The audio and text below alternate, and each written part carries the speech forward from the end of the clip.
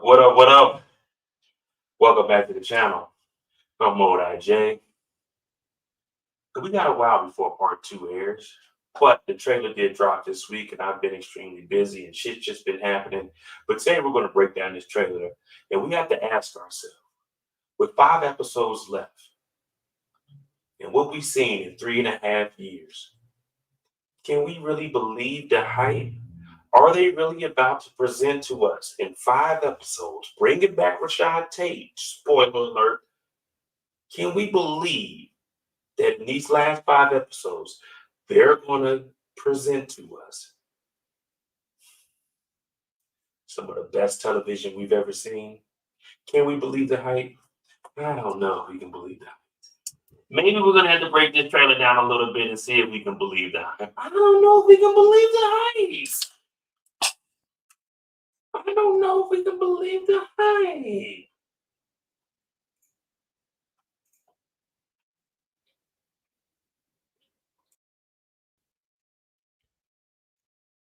I don't know.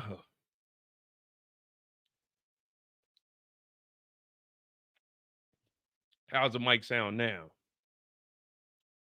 How's the mic sound now? Testing 1, 2, 3. Power Book 2 Ghost. I am your host, we have part 2, the breakdown of the trailer that they dropped.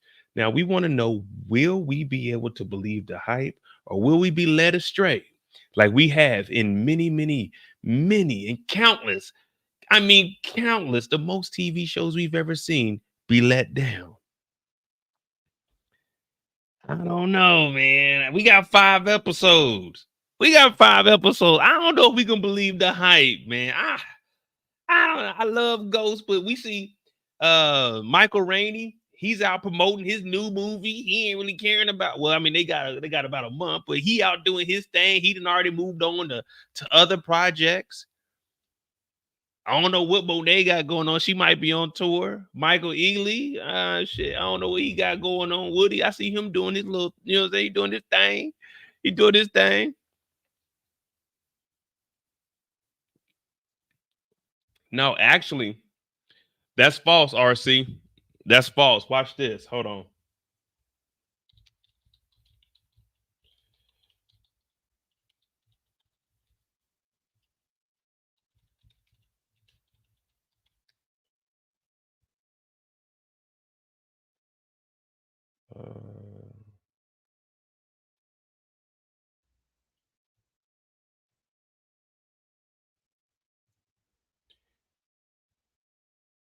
So he knew that power was going to end.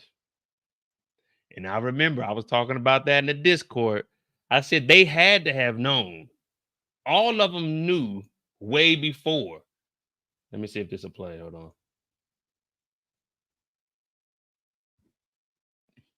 We've been watching Power for 10 years. Yes, literally watched when you you grow up. A long legendary run. But like, you know, God's timing is everything, and like everything got to come to an end. Mhm. And also, like, I feel like it's just time. Like, it's just time for, to, step into the next chapter of my career. Be It's time to step into the next chapter of his career. I said the same thing with Ghost. We don't want to, every time we look on the screen, see Michael Rainey and there you go, Tariq. You don't want to get stuck in that character. Yeah, it's a good iconic role for you, but you don't want to get stuck in that character. Hold on, we got more. looked at it in a different type of light. Mhm. Everything was great, and I'm thankful for it. But I'm definitely ready to to move on into the next chapters. He was already ready to leave. Come on, y'all. I told y'all when we first did the spinoff, the reason Tariq wasn't getting the same amount of money that, well, not Tariq, the reason Michael Rainey wasn't getting the money that Monet was getting is because he was still on that original Ghost contract. Yeah, that's why he wasn't getting that milli that that Monet Tejada was getting. So I'm happy about the end and everything, because it's a good time. It's not like it's dragged out or anything. Like, oh, when is it gonna end? People is like, no, don't end it. So it's like, I'd rather end on that note rather than like, oh, when is this gonna end and dragging it out. So I'm happy with where it's at right now. Did you really find out on social media that? Nah. Here we go. I'm telling y'all, hey, y'all might think I just be on here bullshitting. I be knowing a little bit of something. I be knowing a little bit of something. In season 2, I was saying, man, I don't know how much longer we can stay at this school. People like, nah, Mo, we can do. I'm like, I don't know, man. You got to cut it off before it gets boring. Oh, here we go. You really find out on social media that? Nah, okay. I was trolling. I took a page out of 50 book with that one. I just knew it was gonna stir the pot. I knew people was gonna react to it, so I'm like, let me just see what happens. But nah, they told me before, everyone knew, but I just wanted to troll everybody, and I knew it was gonna get a reaction out of people. What was that feeling when they told you? Like, how did you actually feel? Like in that moment? In the moment, I was kind of confused because I'm like, that don't even make sense. Like, show's doing well. You know what I mean? Like we one of the top performing on the network. Is like, that's a it's a weird piece of information. I just started getting cheeks on. Damn, told y'all. Man, well, that should have been well, he should have had better people on his team that could have negotiated his contract. Well, remember when the original Power started, they didn't know that they were going to do these spinoffs. These spinoffs didn't start getting talked about until like the end of season 5, a potential spinoff. But we didn't know it was going to be a Tariq spinoff because we didn't know Ghost was going to die. But excuse me, they probably had him in a certain amount of series on the contract. Now I believe he did get like a new contract for like these last 2 seasons. But the first the first season and second season, I believe he was still on his original contract. So that's why they had the budget to start giving all Method Man, Mary J, started being able to give them bigger contracts because you already had Brayden, Tariq. They were already locked in the contract. But I mean, it is what it is. I mean, I appreciate the show, man. They gave us a hell of a, you know what I'm saying? It was a hell of a run. I can't knock the hustle.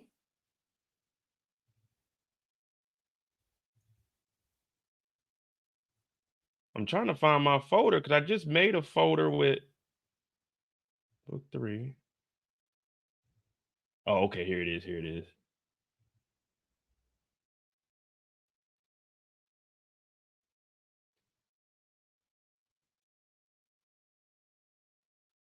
There is one part that I'm looking at. I'm like, man, I don't know, man. I don't know what they about to do to my boy, man. I don't know what they about to do to my boy, man. I'm just gonna put this up here and we're gonna play the trailer. We're gonna go through it. Now I had to cut it up. I got 3 different variations of the trailer. Well, technically I got 4 because 1 worked. 3 of them got hit every single time I uploaded. So some of it's gonna be cut out, but you know, I'll find a way. I'll find a way. So give me a second. We'll load that up, man. There's one. If you watch the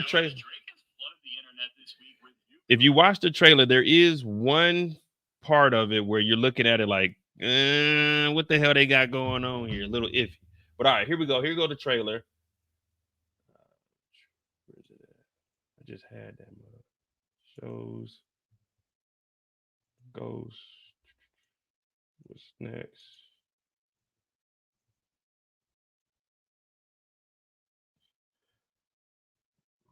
Excuse me. Damn, where'd I put the trailer at? Oh, here we go.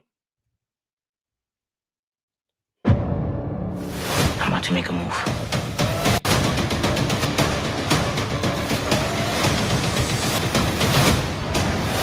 What's next? Gotta up our game. It's the only way to get to the top.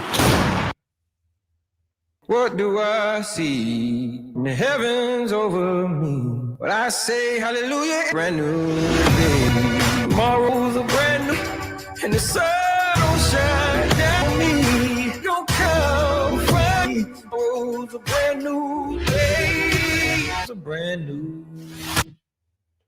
Now it's because it got music all through it, but you know, I got screenshots of every single scene here. So we're gonna take it one frame by frame. We'll let it play again, and I'm gonna show you guys the funniest moment that I've seen in this trailer. What do I see in the heavens over me? But I say hallelujah, brand new day. Tomorrow's a brand new, and the sun don't shine down on me. Don't come find me. Tomorrow's a brand new day. It's a brand new. Now, the first thing I'm gonna point out, though, it was just funny to me, man. This has probably got to be the funniest still we've had in 10 seasons. In 10 years, this is probably the funniest photo that I'm about to show you guys. I know it's supposed to be something serious, but to me, it's just fucking funny. So when I seen this, I couldn't stop laughing.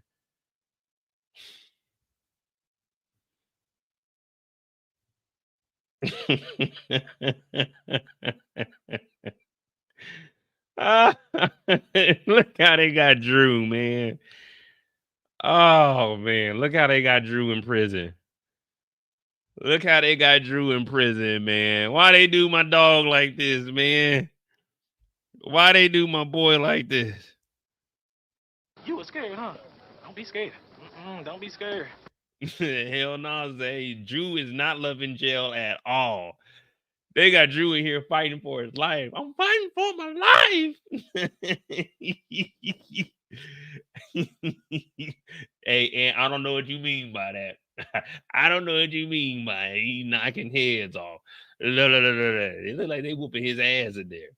It looked like they whooping his ass in there because in the first part of the trailer, the first one that they dropped, hold on, let me see. This is what we seen. This is what we seen in the first part. Before they took I don't know if this is before or after they were whooping Drew's ass in there, but it looks like Drew's gonna have a tough time adjusting when he gets into jail. Yeah, they gonna be in that motherfucker. That motherfucker gonna be going into the damn he gonna go into the guest room. He'll be trying to talk to his mom. Monet's gonna be like, is everything all right in there? He gonna be saying, Mom, I'm in a bind, Nate. I'm in a bind, Nate. What you got on my commissary, Drew? I'm in a bind, Nate. Damn, they about to be whooping Drew's ass in prison, man. Oh man, dog, that picture is so fucking funny to me, man. Hold on, let me try to find the actual trailer, and I'll play just that part. Shit, hey, unless you've been to jail before, you scared when you go to jail. I did 3 nights in Amsterdam. Let me tell you something. That first night was the scariest. The other 2 nights, I was like, all right, cool. I know they're not putting me over with nobody else. But let me tell you, going to jail is not a fun place, all right? Now, I've been held overnight here in the state. Well, over in the States. 3 nights in Amsterdam. I was locked up here in Germany for 1 night. Jail is not a place. Like, if you ain't fearful when you go in there, shit. You a bad man. You a bad man. That first night in Amsterdam, they took the shoelaces out of my damn shoes. They took my hoodie because it had the string on it. I was just in there in a shirt and some pants. Man, it was cold as hell. The dude was banging his head on the door next to me. I'm like, nigga, what the fuck? But that was the first night. After that, I was like, all right, cool. This dude just bangs his head on the door all day and yell at the guards. But they don't do nothing. Oh, man. Let me. All right, let me see. Let me ask y'all this. What do we think about Brayden going into this? Who is this in the hospital that he's looking at?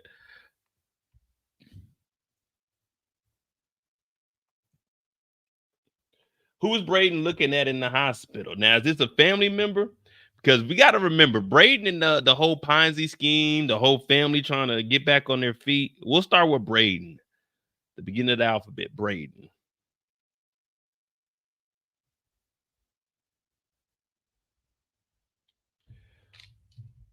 L. Oh yeah, I couldn't see if it was a black person or not. Hold on, let me.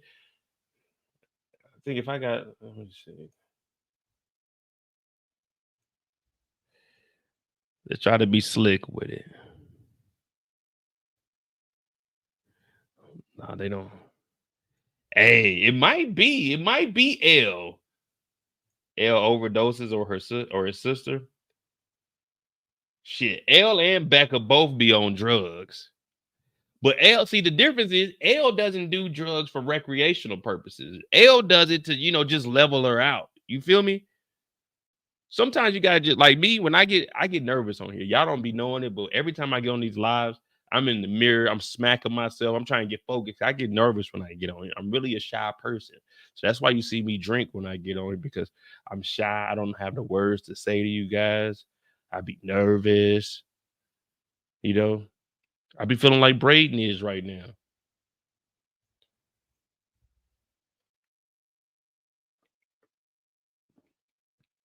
Well, they got her on oxygen, so it's probably L. They wouldn't have brought up L and showed everything that she's going through, because Brayden was finally relating with somebody. So I don't think it's Becca. I don't think we're even going to see any more of the Westons, to be honest. There's really no other reason to see the Westons.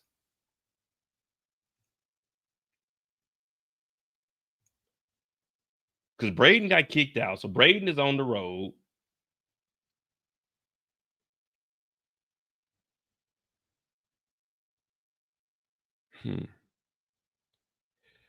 All right. So in these 5 episodes, Brayden isn't in school. Brayden, he doesn't have a job. He just following Tariq around. Do we believe that the Weston family is going to accept Brayden back in the end? Is it going to be a fairy tale ending?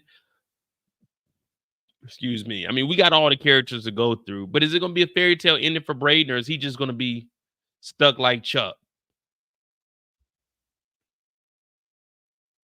Oh, that ain't me, man. That's YouTube, bro. I'm over here. It's YouTube, brother. They got this new thing where it does it by itself. Yeah, it says, yeah, let YouTube insert mid-rolls for you. Recommended. Yeah, so YouTube just puts them in there. Come on, man. Try to put that on me. If I want your money, hit the Cash App. MOEDOTJ. It's pinned in the chat. No fairy tale endings in power. No, really there ain't. I'm trying to think who had a good ending. Yaz got a pretty good ending. 2-Bit, pretty good ending. Jenny Blanca, not Jenny Blanca, she's still working. Jenny Sullivan.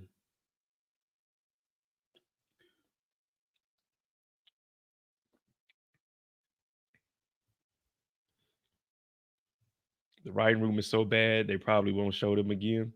Nah, come on, man. We can't knock the writing room. You know, I know got a relationship with some of the writers over there at the Power Universe. You know what I mean? I got a little relationship with them.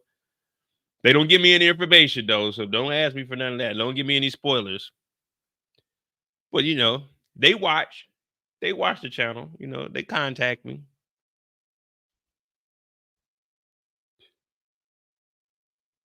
I really don't. When you really think about it, what is Brayden's storyline? This season, Brayden really has no storyline. It's just Tariq, whatever you want to do, I'm doing it, Tariq. He doesn't have a family. Well, he got L, but now the product is down in the club. But we know that Noma, she's pulling up on it. Hey, but can we really say 2-Bit got his car took? Because 2-Bit took the car. So it's not like if I steal something from you and you take it back, that's really not stealing. It's you getting your shit back. You see what I mean? So 2-Bit's still alive. He ain't in jail and he ain't rat. So Trace could be in the hospital. Nah. What? Are we trying to say Brayden and Trace, they gonna amend their relationship? I don't know, man. It's been too much. Remember, Kane went over there and whooped Trace's ass looking for Brayden. So I don't know if it's gonna be that.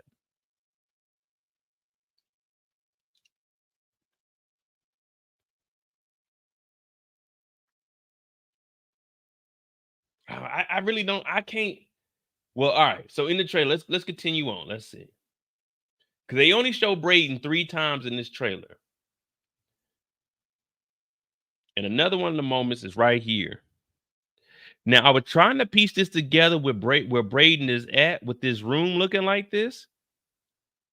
And the only thing I could come up with as far as what the trailer showed us is this moment right here. So look at this room. It's kind of dark in here. We got the red curtains, the yellow light. Does this look like Brayden has a gun in the same room that Tariq is getting choked out in? Does this look like the same type of room? Because this looks like Zion choking him out, if I can tell by that ring. Are they trying to say that Brayden might shoot Zion to get him off of Tariq? Because Tariq has gloves on. He in all black.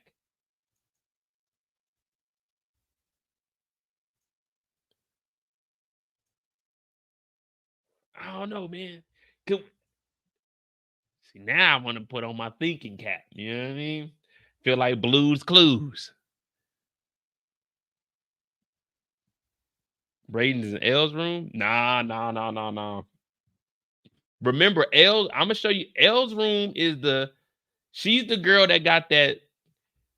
You know what I'm talking about. L is the spiritual girl. When you go over there, there's a distinctive smell when you go into her room. Like she likes candles, incense. She does all that sage shit that doesn't really do anything.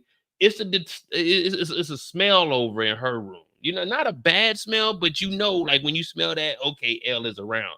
But this isn't L's room. She had like beads and stuff on the wall.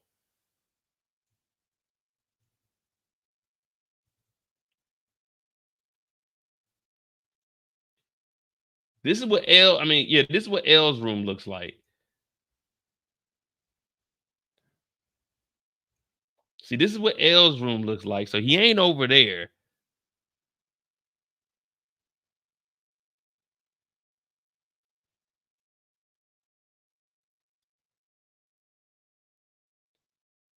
Effie's room? Give me a second. You know I got an Effie room picture.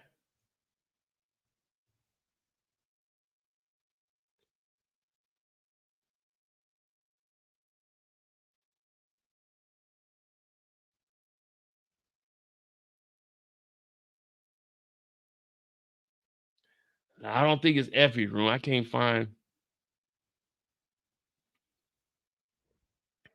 I don't know where that could be at though.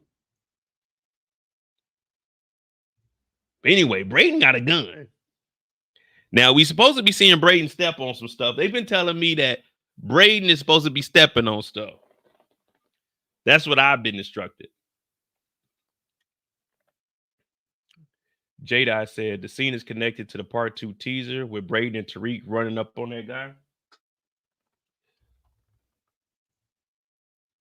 Let me see if I know what you're talking about.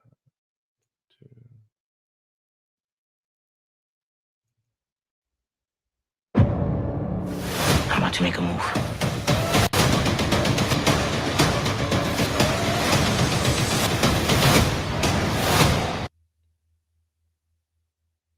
Does Brayden have the Amiri sweater on?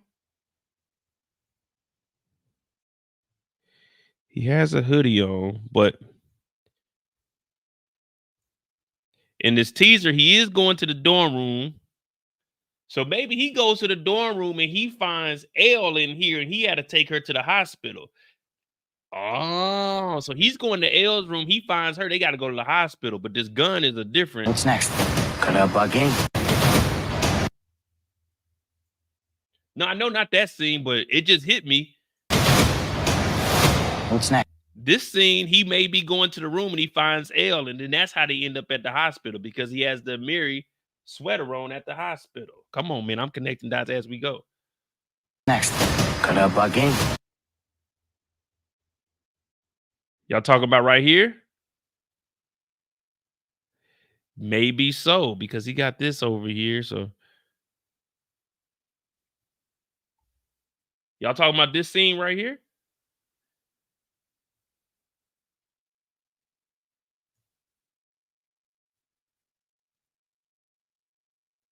Oh, interesting. So y'all been waiting for me to get on here. Okay. Y'all like, man, when this nigga Mo gonna talk about this damn trailer? Okay, we jumping around a little bit.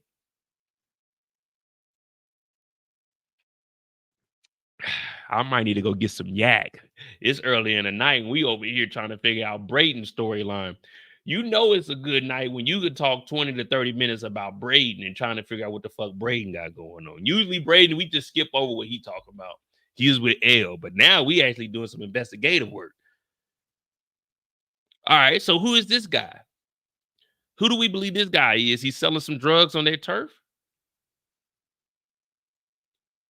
This could be the guy giving L bad drugs. Oh, interesting. Wait a minute.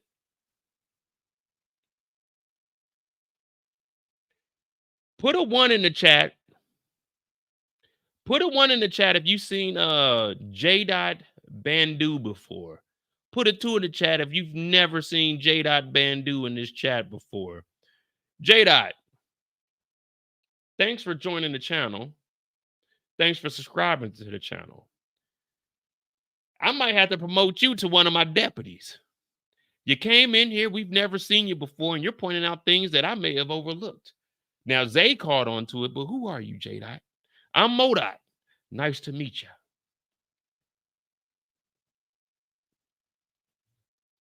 I work with, oh, okay, you know fair play. All right. Interesting. All right. J-Dot might be part of the team. The Moets. Or should I say the Moets? All right, so Brayden and them, they pulling up on this guy. Hey, Tariq. Oh, wait a minute. We got something. Here we go. We wind it back. So before we pull up on this guy, now we kind of making some sense. There we go. Good shit. Good. Just what we needed. All right. So before we get to this scene, boom. Brayden pulls up to L's room. Excuse me. Brayden pulls up to L's room. He trying to get some cutty. Now, he doesn't go to this school. He's facing trespassing charges every time he steps 1 foot on the campus. L, you in there? I see the light on. I don't know if that's an incense or what it is, but I can smell you in there, girl. Open up. L, open up. Oh, the door's unlocked. He goes in and discovers L is MIA. L is passed out.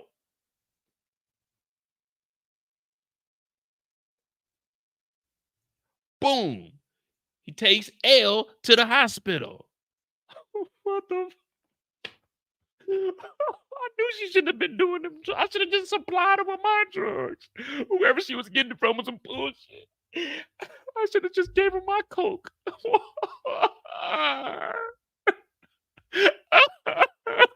I'm not gonna cry. I'm gonna call Tariq. We're gonna get even. L, don't worry. I'm gonna avenge your death. Tariq, where you at, man? Man, nigga, I'm trying to move this work, nigga. I'm down at the club, nigga. Where you at, nigga? I'm at the hospital, man. They got L, man. Her shit was stepped on 10 times. What do you mean they got L? I told you stop fucking with her, Brayden. Tariq, I don't have time right now, man. She's in the hospital. She's hurting, man. Whoever did this, I gotta get them. Tariq. All right, calm down. All right, let me see. I'm gonna go talk to Effie, and I'm gonna see if Effie can run the operation for me for a little bit, and I'm gonna come with you. Make it quick, because if not, I'm going by myself, Tariq, and you don't know what I'm capable of, man. I finally had someone that knew me and loved me for who I was. Get here quickly.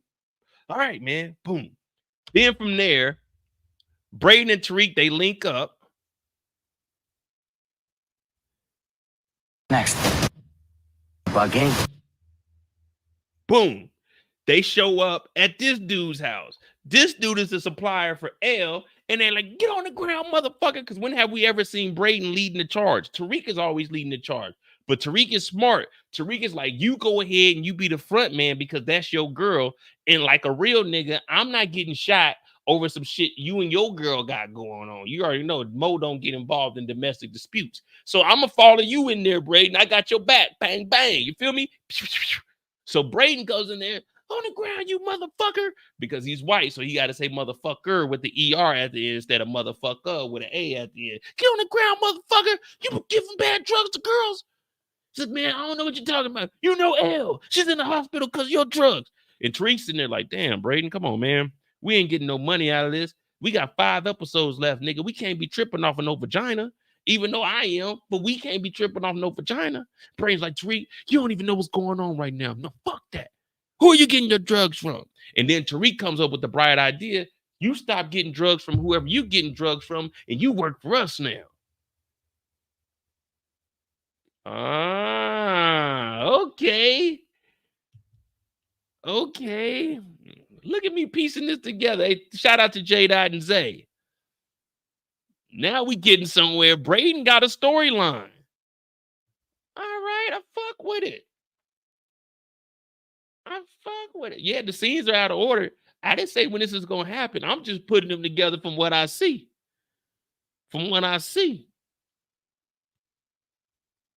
Okay, so Tariq has on a hoodie with the C on it. So let's see if that's him getting choked out in the same scene.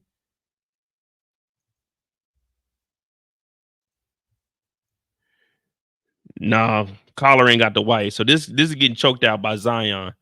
And he got gloves on. Tariq ain't got gloves on in the other photo. No, Tariq came in there barehanded. All right, cool.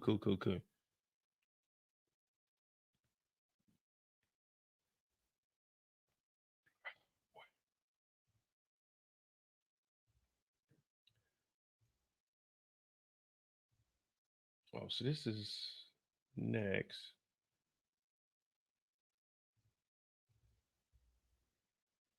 So episode 6, Tariq and Brayden must find a way to get back in Noma's good graces. Monet fights to get her family from that, blah, blah.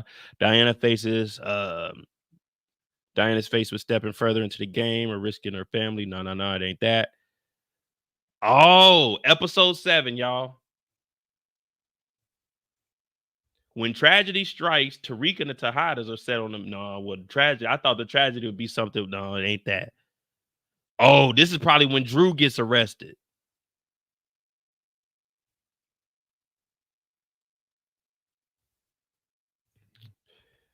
Tariq and Monet try to leverage, get out of there. Kane and Drew compete for the streets. Oh, here we go. Episode 8. An incident with Brayden's relationship with Elle sends him off the deep end. Okay, we're getting somewhere. So that's around episode 8. They're going to be in the hospital. Episode 8, Episode 8, we're going to see Brayden turning up a little bit. So maybe I was right. Maybe he does go to the room and see Elle in there. He takes her to the hospital, which is going to lead him off the deep end to take him to that house where he has the gun and they're going to whoever this dealer is. Good shit. Hey, shout out to J-Dot. You know what I'm saying? Salute to J-Dot. You are honorary. Nah, you're not an honorary deputy. Fuck that. You are a deputy and you are on the payroll now. We do this each and every Friday night. Now, I'm going to miss the first Friday because I'm going to be in Amsterdam with the family when it comes back. But fuck them. I'm going to tell them I'm going to go out in Amsterdam, do my 1-2 step. But we're going to do a live that night. I'm probably going to do it outside in the city. But we're going to do a live that night. I'm going to have to talk about that first episode back. So around episode 8 is when Brayden's going to start acting a damn fool.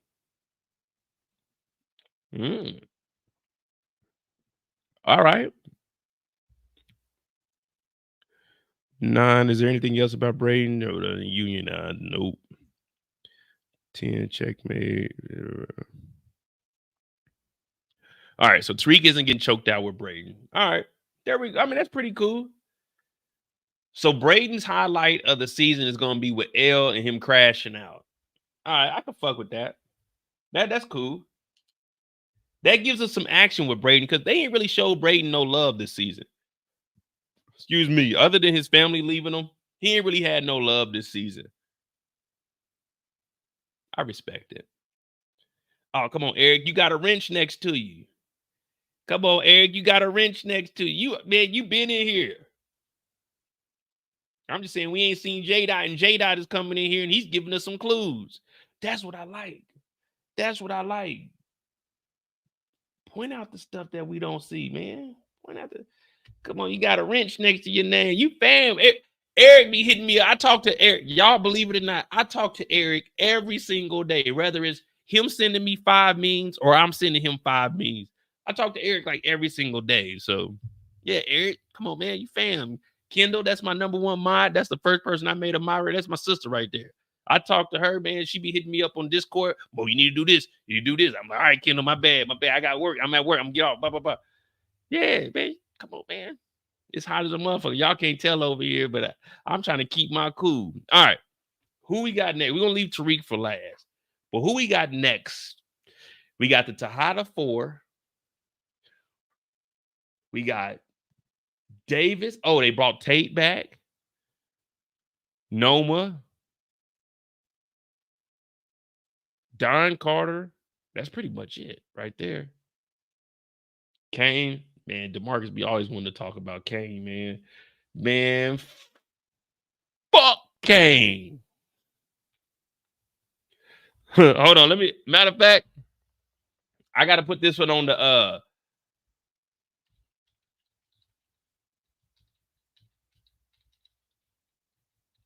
I got to get this on the board for when we bring the season back. Just for my boy DeMarcus.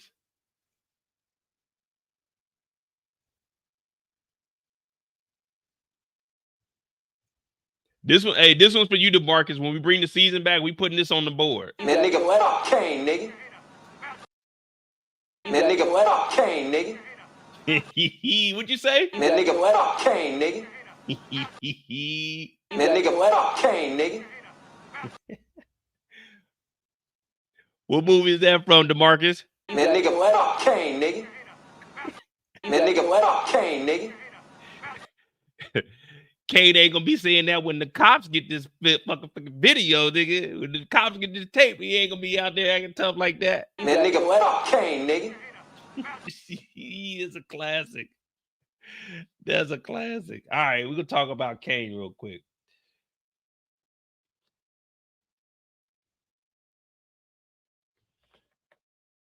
Let me see. So, all right, let me go to the first part.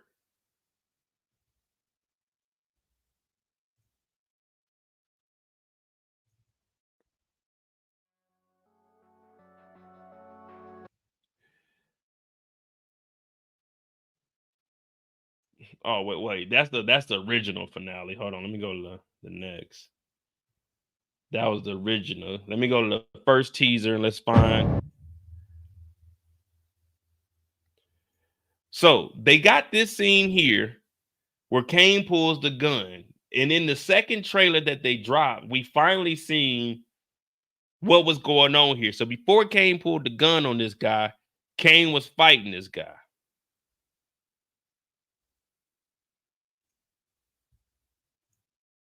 Man, nigga, what up, Kane, nigga? I gotta put that on there.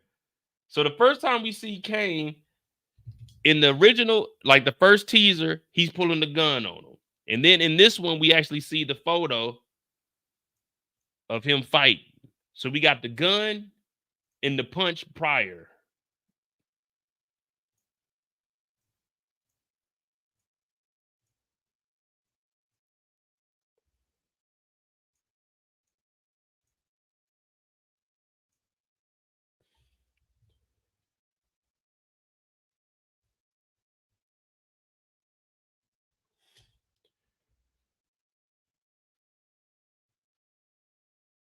So I'm trying to figure out, who does this guy work with? Have we seen this character before? Everybody got a Miri on this season, so he might work for Zion also. Look at Kane's clothes. The shooting with Zion will be episode 6. Let me see. What information do we believe that Kane is trying to get from this gentleman here? Because this guy, if you got a Miri on, I don't think you're out here wreaking havoc in the streets. I think if you're wearing a Miri, you're just casually walking down the streets. You know what I mean? You might get misidentified, you know what I'm saying? Wrongfully accused of doing something. But if I got a Miri on, I'm not about to be causing no trouble. I would have told this gentleman, hey, Kane, what are you doing, sir? Please don't. Oh, shit, what you punch me? Hey, what you got that gun for, man? I don't know nothing. I ain't seen nothing. Said Zion's worker.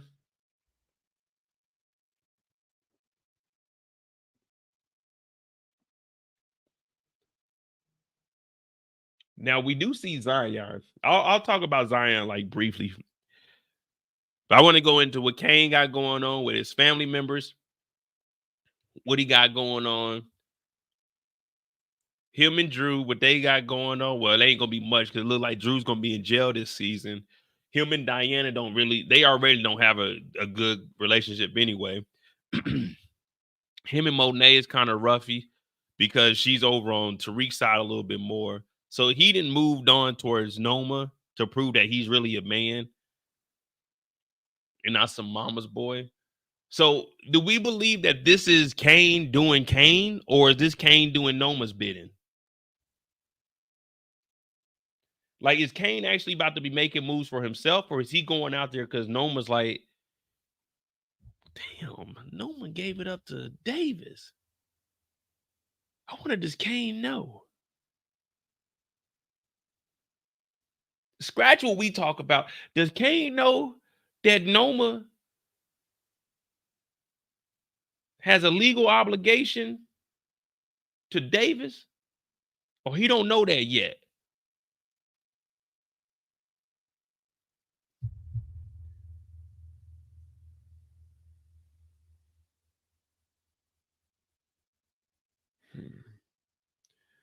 I'm trying to think. What would I do if I found out the woman that I was loving someone else?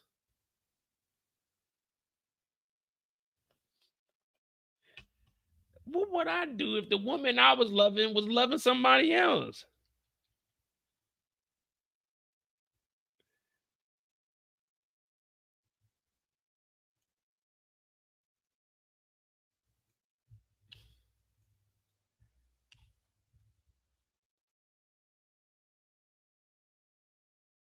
Because that would make me very upset. I think I would be in the streets whooping ass. Think about it. What would you be doing?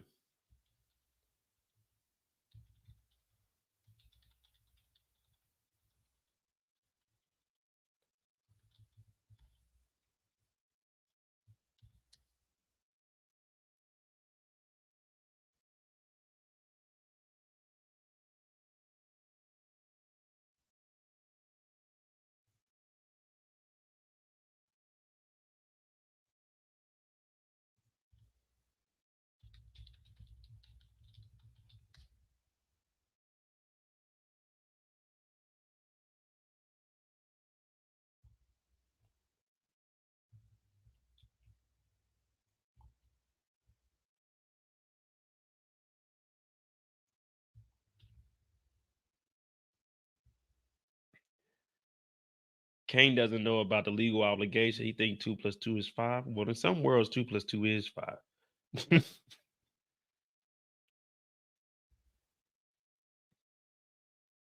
Nah, see, it's different. It's different. If you ain't never been like 21, 22. See, mine was 19 and 31. I was 19 and she was 31. But I was a G though, so I really can't put myself in that type of situation.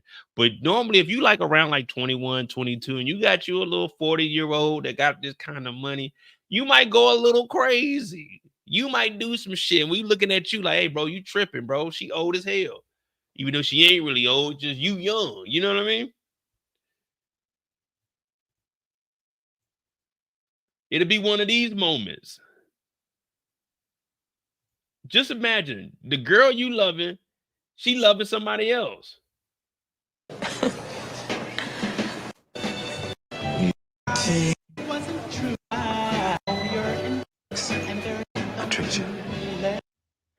This is exactly what you would say. This is what you say if the woman you've been loving is loving someone else. Me try.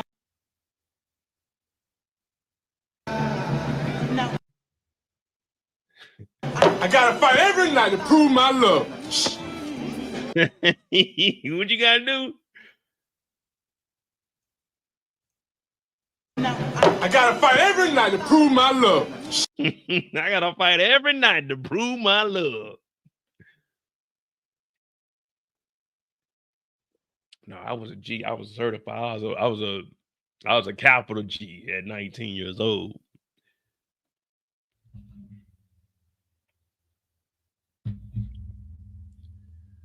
All right. So Kane is out here wilding out. We're not sure if Kane is doing his own thing, if Kane is doing what Noma wants. But I think the way Kane is moving right now is because of Noma. And excuse me. And the reason I say that is because there's a lot of scenes where we see this here. Wait a minute. Is that the jacket he got on?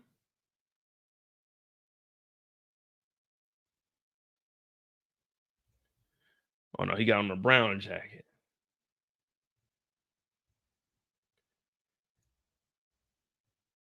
I think Noma still got a hold over Kane. Plus, I mean, let's be real. The Tejadas ain't got no plug. They ain't got no connect.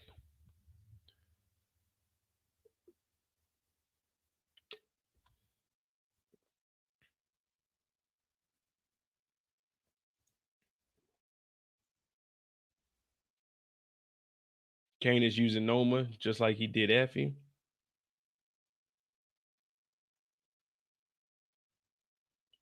Wait. When did Kane use Effie? Effie was using Kane the whole time. DeMarcus, I think you got the story mixed. See, you a Kane fan, DeMarcus. I think you got Kane. I don't remember Kane using Effie ever. Effie's always been she's been the user.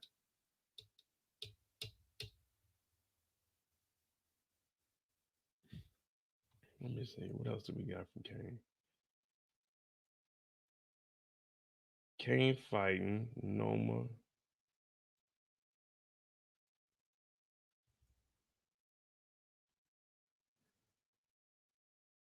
So this is Tariq. So this isn't Kane. Wait, that's the only time we see Kane?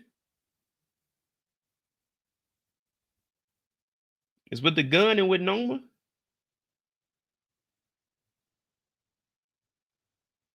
Oh, no. We do see Kane in the shoe. Oh, okay, wait.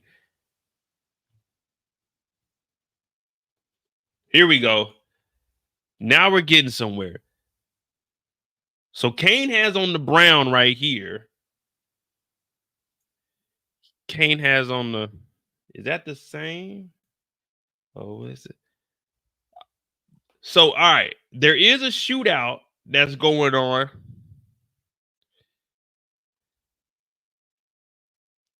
And Kane is down in the brown shirt. Down in the brown. Kane got the brown shirt on here while they're doing some shooting. Kane may have got shot at, and then after he got shot at, he went and fought this dude. What up, Brillo?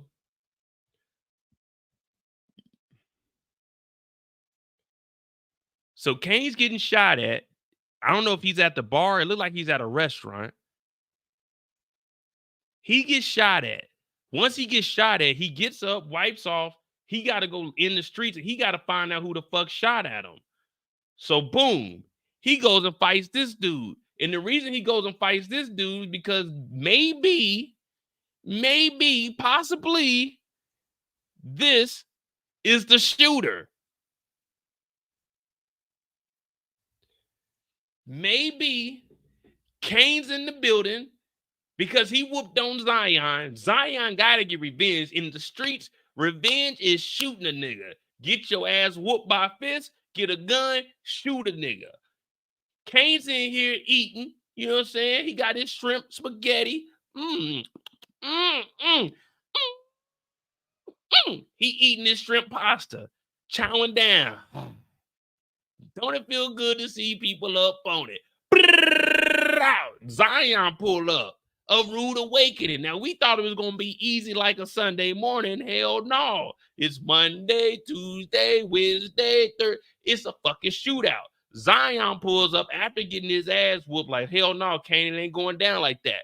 Boom. Now we getting shot at. Kane sees it's Zion. He's like, what the fuck, Zion doing this? This bitch ass nigga, I whooped his ass. I told him that Noma was good in the hood. So now, instead of going to get at Zion, he goes and gets at this nigga. Boom. Where that bitch ass nigga Zion been? I don't know nothing, Kane. I don't know nothing. And that's why he pulls the gun out. Oh, you gonna know something, nigga. I told you, Kane, man. Come on, baby. It's me, man. I don't know nothing, man. I'm out here starving, Kane. Zion ain't putting us on, man.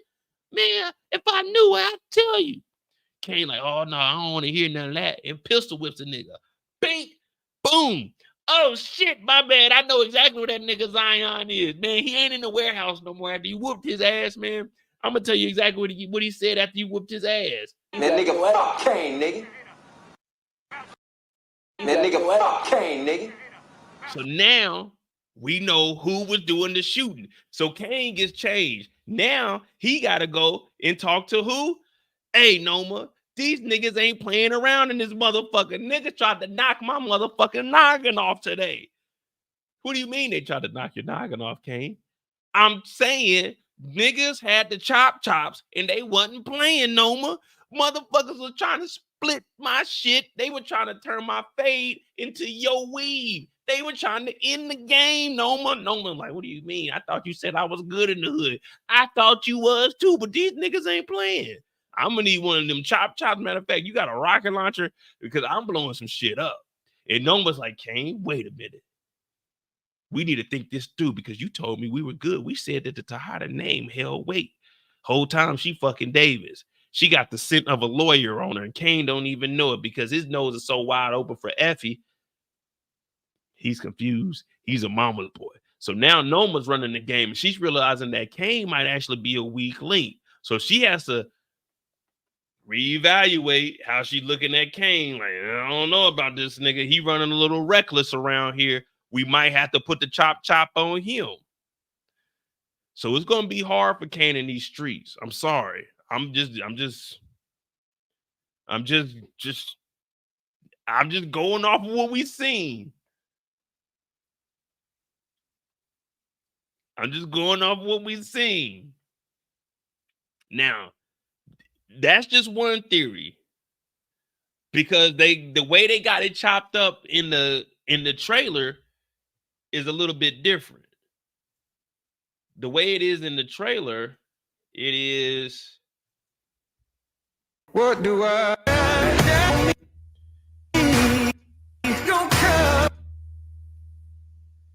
So there's the shooting right here with Kane in the trailer, but the way they have it is they got Don Carter and Kamal Tate.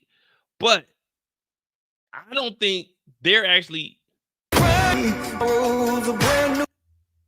I think Don Carter and Tate are after Effie in the Russian building, and we see Effie running up out of there. And this shooting is actually between Zion and Kane.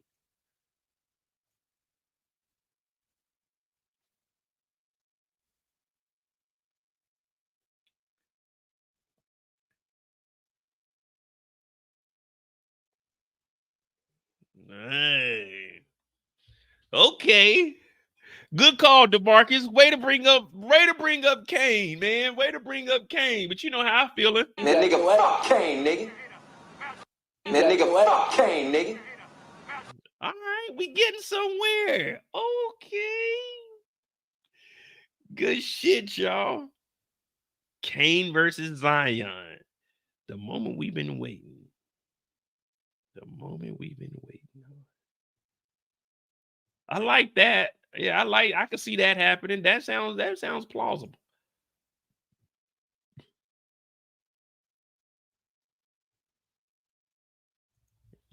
Let me go ahead and put that over here for y'all.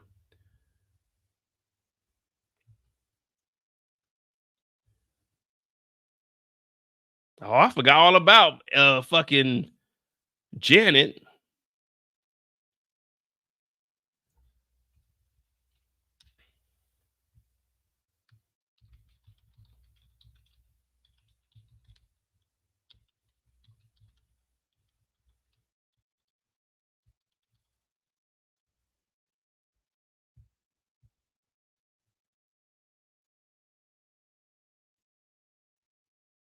All right, bet.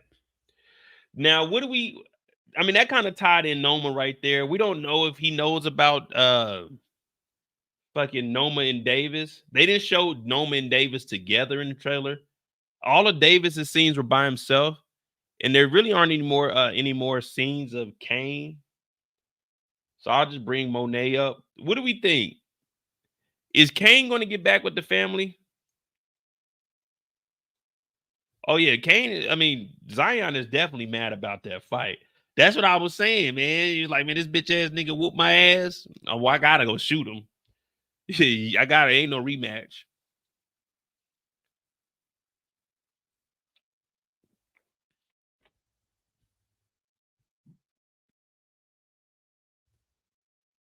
Let me see what y'all was talking about. Zion pulls a drive-by. Miri is the sponsor of this season. Hey, it looked like it, man. Everybody got a Miri on. I'd be on there. They'd be like, Mo, what you want to wear? You want this Miri? I'm like, hell nah, man. You just got some regular t-shirts. You got like some all blacks. Let me get one of them all black t-shirts right there. Y'all got some white beaters? I want Hanes. I don't wear the Fruity Balloon. I want some Hanes. Y'all got some Wayne and some Hanes white beaters? Let me get some Hanes white beaters. Let me get excuse me, let me get a large. Yeah, just give me a pack of 12 of those. I'll be all right. Brillo said Mo was cooking. Hey, Brillo, are you free? Brillo, I dropped the link. Y'all want Brillo to come up, or y'all want to do a couple more characters and then Brillo come up? We're at about an hour now. Yeah, we had an hour down.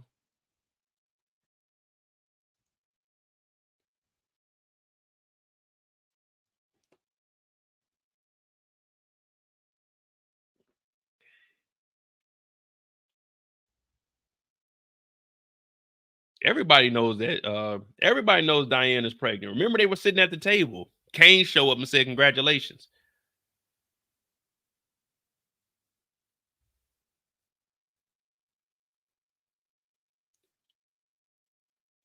I forgot all about. I ain't gonna lie to y'all. I forgot all about Diana. Man, they shouldn't have took this break, man. I mean, it's cool because it'll hype us back up. Even though we're doing this live, we probably won't talk about Power for like the next 2 weeks, and then we'll start ramping it back up. But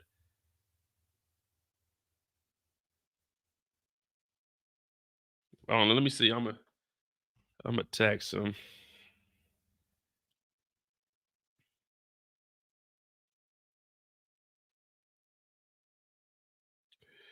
Oh boy.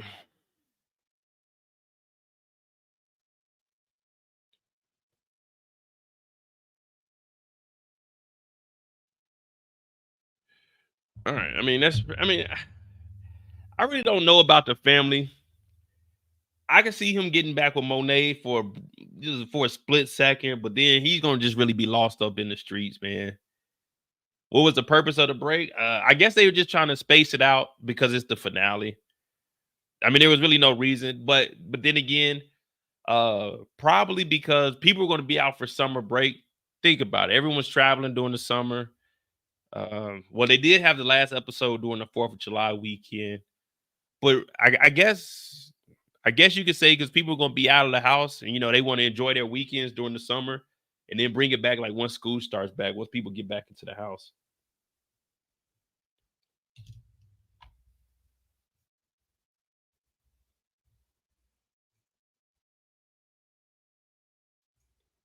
But yeah, there was really no other than that and getting us for 2 months of stars where we wasn't watching it. The Olympics is the reason for the break. Nah, I don't know, man. The Olympics is only 2 weeks. Excuse me. The Olympics is only 2 weeks, man. We could have knocked this thing out.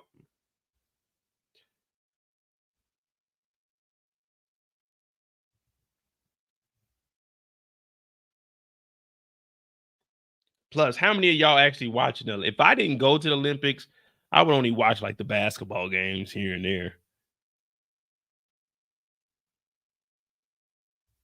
Right. I want to talk about I don't pay for stars. Well, I got the $3.99 a month. But it's just easier for me because as soon as I get home, I can get like my screenshots and stuff from Star. Sometimes when you be on those websites, like when you pause it, it might have a huge pause on the middle of the screen, or it might like fade like a little bit. Like my House of the Dragon, if you look at those recaps, they're a little bit darker because the website I watch on, when you pause it, it darkens the screen a little bit. But yeah, for like stars, and then I mean, this is my bread and butter. Like, this is what really moves my channel. Right now, my channel is in a fucking. If you see my numbers right now with no power on, yeah, man, this channel is like it's like a sinkhole, man. Ain't nothing going on. I'm losing more money than I'm making on this channel when power ain't on. That's why I do so much when power is on. But let me see. We got Bel Air next week, though, man. Hey, that's shit come by quick.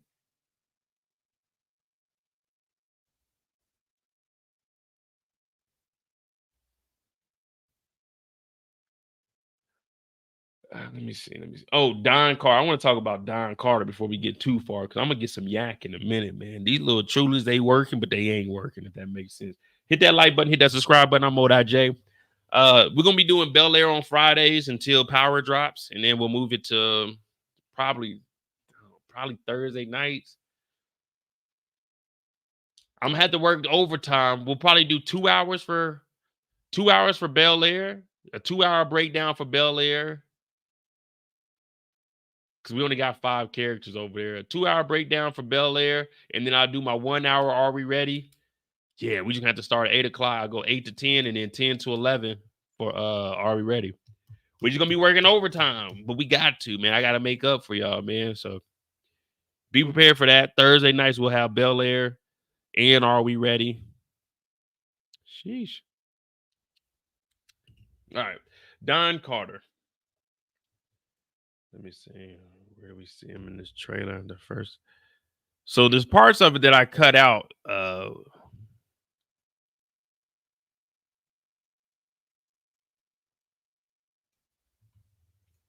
yeah. Oh, for this last half of the season.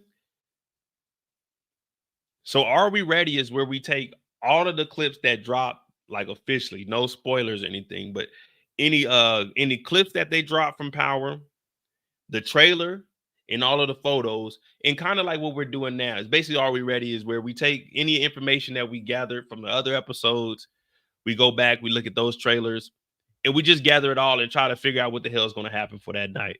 Now, it's more fun than it is really putting it together. You know, then on Friday, they be like, Mo, you was wrong about this. We joke around, but it's just entertaining for us. We just like to see, you know what I'm saying, what little clues do we see, and is there anything we can point out? But Are We Ready? It's basically like a little hour show where we get on here, we just talk about shit, talk shit. Oh, no. It's just something we do the hour before, well, the night before, because I used to do a first reaction. They were asking me to do a first reaction, so as soon as the episode went off, but now since I'm in Germany, when the episode is on, I'm at work. The episode comes on at 6. Goes off at 7. I got to be at work at 7, so I can't do it live in the morning time. But yeah, we'll have that. So hit that like button, hit that subscribe button. We're gonna talk about Don Carter now. The thing about Don Carter, I was wrong.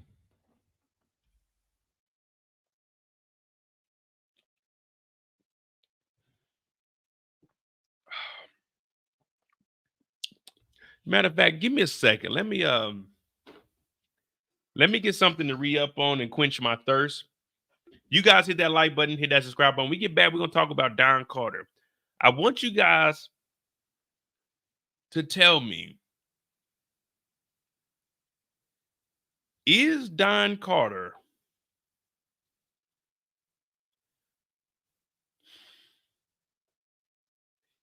is he gonna be one of the dirtiest cops we've seen in the Power universe? I'll be right back.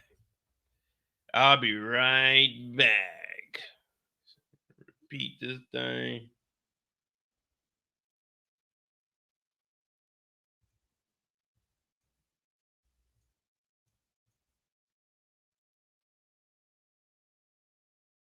See in the heavens over me, but I say hallelujah.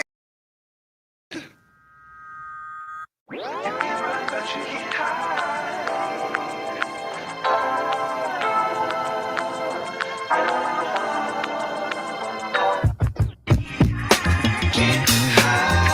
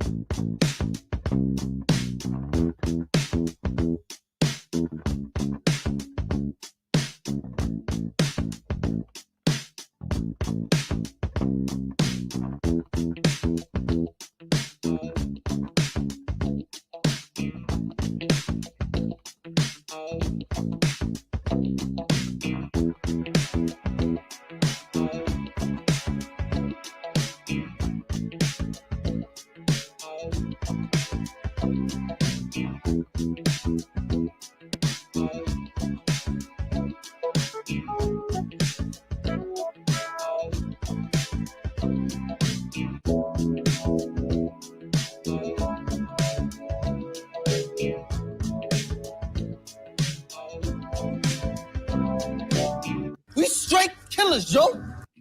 All right. We back.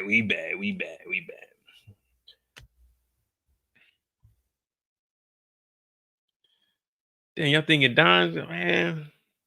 What is it, because he light skinned? Is that because he light skinned? That's what we doing?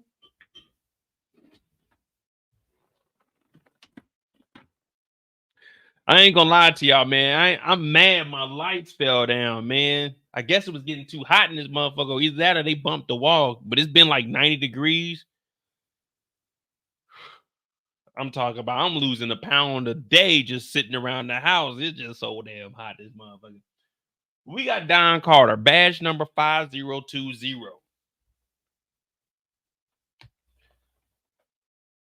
No, 5025. I apologize.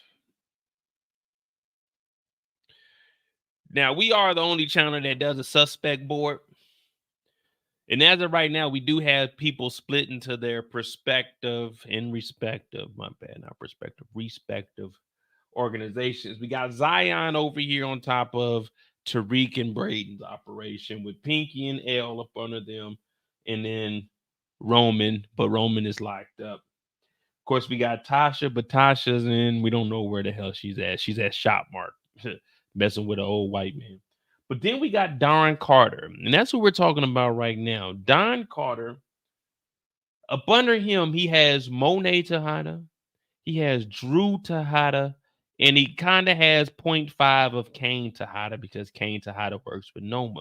Now, the reason Monet and Drew are up under there is because if you remember the end of episode 5, he brought these two into his operation after he unalived a couple of people where they were setting up one of Noma's drops.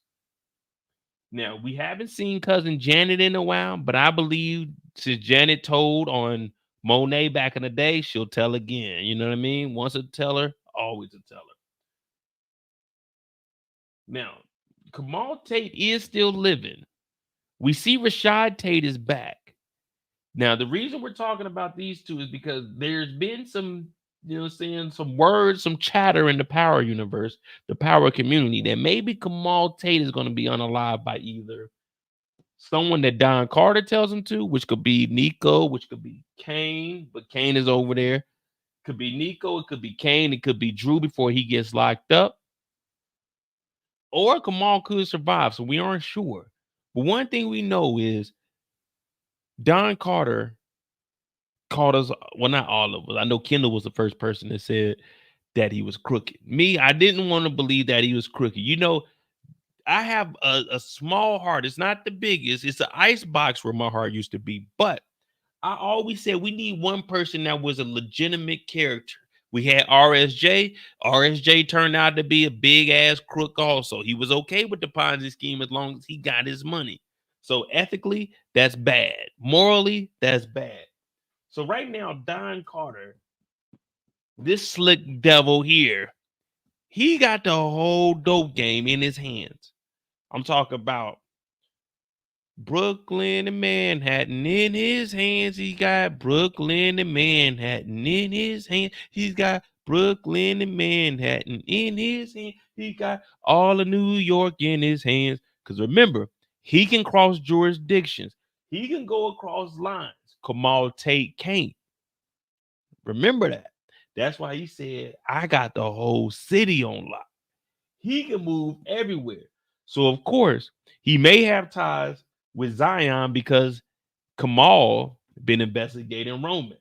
Kamal told who? Don, hey, Roman has gave me information. But Don Carter, crooked as can be, said, I don't want that information. And the reason we found out he didn't want that information is because he is actually the head of all the street shit. So not only does he not want this information because he wants to potentially get in contact with Zion, have Zion giving him his cut. He wants to get in contact with Noma, which is why they brought in old buddy, Obi, whatever the fuck his name was, RIP to him. We wanted to bring him in so we could find out who was running this organization over here. Also, he didn't know that Davis was smashing Noma. Even though Davis started smashing Noma after that, he was trying to get Davis on his side to try to figure out how to get Monet and them up on the team. But now he's going to find out that Davis is smashing Noma, and he's going to realize that Davis is really dirty. So if I can get my hands on Davis, I can get my hands on Noma, which is going to be bad because Kane is trying to get at Noma still. But if he finds out that Davis is fucking with her, he might backdoor Davis by working with Don Carter, who already has his mother and his brother up under his operation, giving him a cut. Are we following? If not, I can slow it down. But right now, I'm in the zone. Now, with that being said, we got Diana. Now, this is all going to tie back into Don Carter. Diana still falls up under Noma because she's at the school working. Because guess what? Effie is right up under Noma. Diana is still a part of Noma's organization. Now, that's going to be a problem for Monet because she just found out that Diana is pregnant and she wants Diana and the baby to be taken care of, even though she knows it's by Tariq, a piece of shit. Now, she wants the whole family to stay together, but that's where the issue lies because Kane doesn't like Tariq. Tariq is in a whole nother organization, but he fucks with Diana, and Monet is in a whole nother organization up under Don Carter, who's trying to be on top of everyone's organization. See, it all ties back. So for Don Carter, he can't have Kane beefing with Tariq over Diana because he got the mother working for him. Now, we know that Drew's got to prove himself and get up under Don Carter's organization and start knocking people off. But we see in the trailer that Drew's going to go to jail, which is going to be bad news for Don Carter. And the reason that's going to be bad news for Don Carter is because Monet's in the street. We know Monet cannot do hand-to-hand transactions. Monet ain't capable of that. Now, if you give Monet a couple of bricks, you give her some workers, boom. She's more of a, hey, this is what you're going to be designated to do. You know what I'm saying? She doesn't do the hand-to-hand. She don't know what the day-to-day operation is because we know last season, well, in the first part of season 6, Kane told Monet, hey, the game ain't the same since you got shot. Now, she got shot, what they thought was Tariq because that's who Diana blamed it on, but it really turned out to be Tariq's mama, Tasha. But now Tasha ain't in the picture. She's hidden. And all of this got messed up because Diana took a note over to Tommy Egan. Now, we're not sure if we're going to see Tommy Egan or not in season 6, but we potentially will. We may be technically, but we're not for sure. So with that being said, that's still another person Don Carter might need to watch out for because everyone's trying to wonder how is Don Carter going to be in this situation. Now, Tommy could come in. Tommy could wipe him off because we know Tommy don't give a damn about police. Tommy could wipe him off, go back to Chicago. But that's just me thinking further ahead and trying to figure out how we can connect the stories. But let's backtrack a little bit. Now, we talking about the beef between Kane and Tariq. And this is all because initially they said that Tariq was the one that shot Monet, but Diana retracted her statement. Now, we know it was Tasha. Tariq and Diana have both spoken to each other, and they mentioned the baby, which is right here, the little bitty baby, the devil baby right here, a Tejada St. Patrick, one of the worst babies you can have. Now, Don Carter, who we're talking about, he needs to make a decision. Is he going to make a move on whoever Tariq and them are working for? Because remember, he hates Tariq because he could smell the stench of his father, James St. Patrick, aka Jamie, aka Ghost, on his body. Now he knows Tariq is working for somebody because when he confronted him at the school, he says, I know what you're doing. I'm onto your trail. Now, Kamal Tate is also into this, but Kamal Tate has been reserved. But we've seen Kamal Tate and Don Carter moving up on somebody. So is Kamal going to be on the line? We're not sure yet, but that leads us into this. And since we're talking about the beef amongst everybody, if you look in the trailer, the first thing we see in the trailer after Tariq, boom, Don Carter pulling the toolie out on who? Monet Tejada, pregnant Diana, and baby Tejada St. Patrick, and Tariq. Y'all give me a chance. I'm going to connect the dots. Hit the like button, hit the subscribe button. I do the dirty work. So all y'all got to do is sit back and say, damn, that boy's good. That boy good. That boy good, ain't he? So we got Don Carter creeping up on Monet Tejada. We know that Monet works for him. What did I tell you? Diana is still up under Noma. Not Kane. Tariq is up under Zion at the moment. I got to figure out how to get these two Negroes up under me so I can get my cut from everybody. Uh-oh.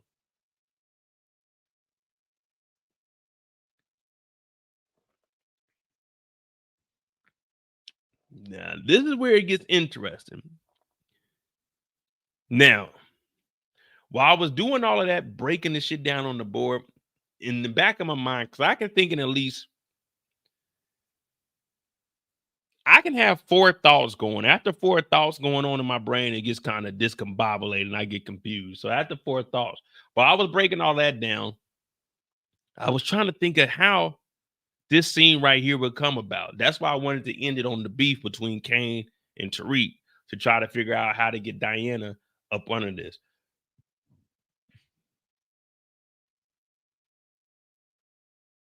I really have no clue what the hell's going on here. I have no clue how we even get to this situation.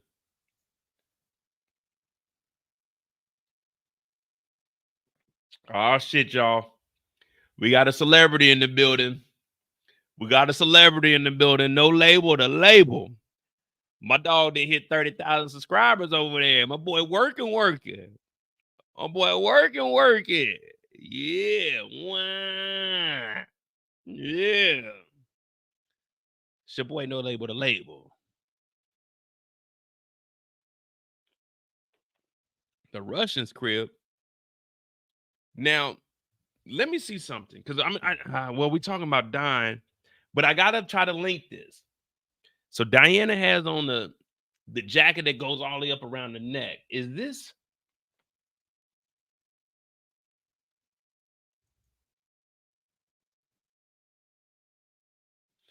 that the same jacket there?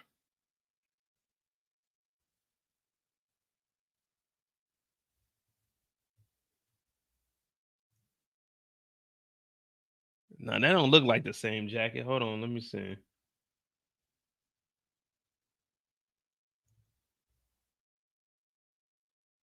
This looks more like what she was wearing. She's in the kitchen. But this is Don Carter's story. We'll get to this on Diana's. Excuse me. We'll do a little digging on Diana's story. We got to talk about Don Carter right now. So, what would make Don Carter pull a gun out on Monet, Diana, and Tariq? What were they possibly doing in here?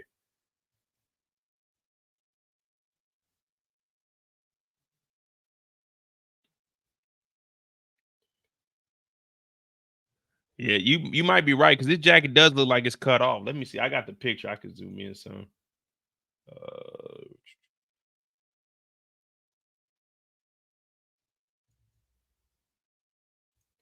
Oh yeah, man. I'm doing different. I got to do different shows, man. I can't just sit around and wait on power.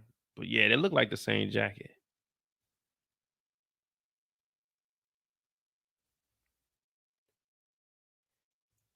Hey. All right, hear me out, y'all. Hear me out. Put a 1 in the chat if you agree. Put an 8 in the chat if you disagree. All right. Let's say I'm Tariq. Hands up, right? What I'm doing in this situation, put a 1 if you agree, an 8 if you disagree. If I'm in this situation, I don't want no problem, Don. I don't want no problems.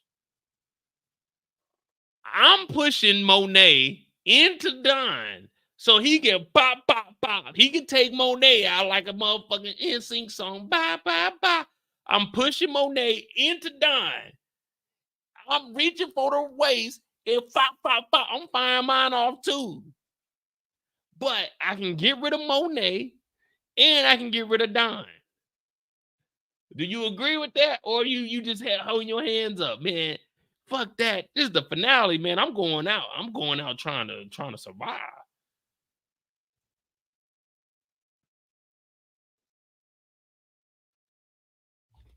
Like, whoa. I'm pushing Monet. Pop. He shoots Monet. Now Diana get him. You know what I mean? Like, come on, man. Look how close that gun is, man. Okay, it's either gonna go through that cheek. She'll be like 50. Gonna go through the mouth, probably the neck, maybe the chest. But we'll be all right. We got to get out of here. This shit's called Ghost. This shit ain't called the Tejadas. This shit ain't called Momo. This is Ghost. I gotta survive. Plus, I'm not trying to give Don Carter 40% of nothing.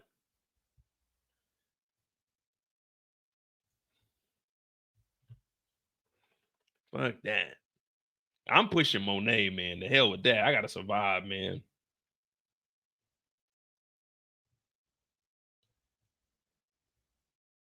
Shit, it sound like the movie. Hey, for real, look. Monet. Did y'all forget Monet put a gun in your head and told you to? First of all, listen. We in the power universe. So just take it for what it is. We in the power universe. How is Monet gonna put a gun to my head and not allow me the opportunity to be a deadbeat dad? You have to, like, come on. You can't put a gun to my head and say, hey, my daughter's pregnant. Okay. So what? You have to give me the opportunity. It's my legal right. It is my God-given right to be a deadbeat if I want to.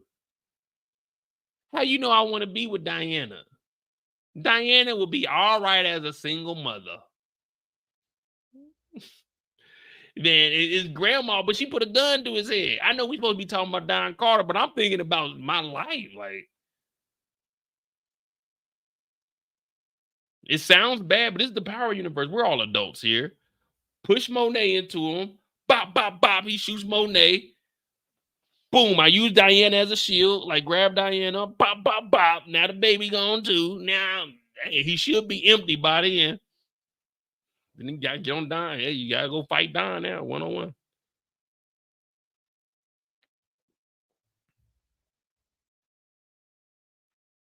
RC said elbow to gut, man.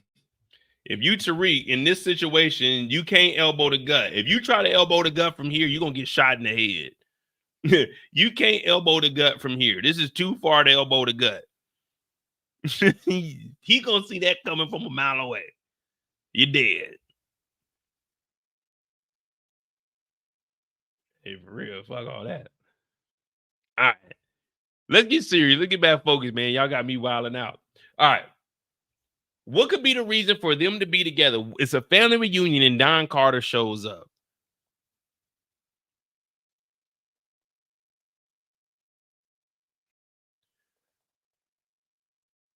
It can't be nothing serious because I know it's a show, but what in this clip is making it like unbelievable for you? Like what in this clip is making it unbelievable for you? Okay, I get it. We know they wear fashion, they wear designer. That's it. But come on, man, we in the streets with it. What in this photo is making this unbelievable? Like, come on, man. He tracked him down behind Salim. Oh, so they went back to get the body of Salim? Oh, maybe that's why Diana's in the kitchen. Oh. Maybe that's why Diana's in the kitchen. They went back to go get the Salim body. But wait, does Diana know that Salim is dead?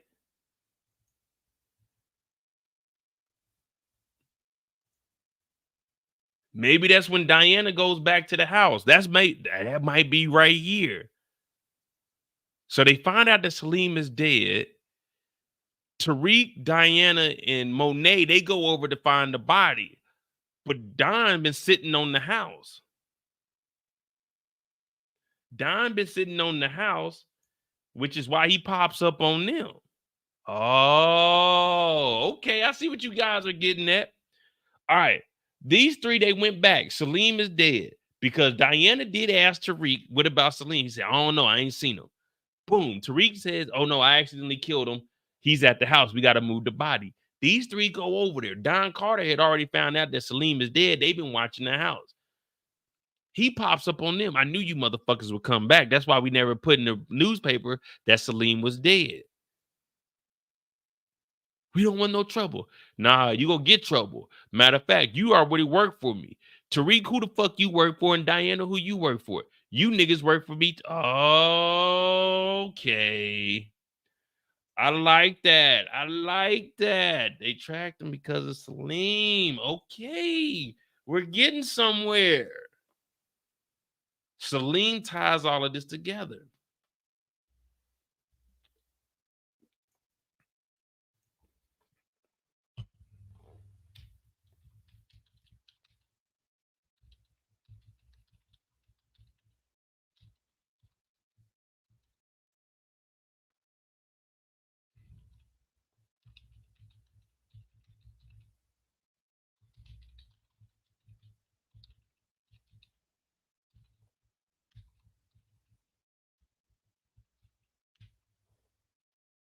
Hey, when I have it on the screen like this, can y'all read that? Or is that too small for y'all? Because on my screen, I can't read it. So I don't know how it looks on y'all screen. Let me see. Oh, no, y'all can read it on there. Because I'll be putting it on the bigger screen because I can't see it. See, I'll be putting it on this because I can't see it on my screen and I'm looking at. Can y'all can see it when it's on this screen right here? On the smaller one? Okay, see, I didn't know. I never, because when I'm looking at it, it's small and it's like just bunched up. I can't see it. Okay, cool. So I ain't got to make it bigger. Y'all can see it. All right, bet.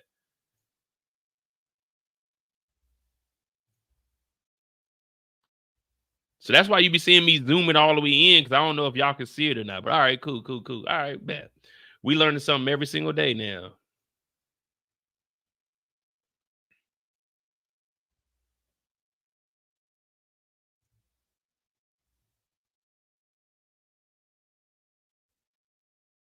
Don finds Monet and Tariq and Diana at Salim house trying to move the body. All right, bet. Now, there was a scene I had to cut it out because, you know, Starz was on my ass. So right in between here, between Drew and Tariq, there is one scene where it shows Don at the office.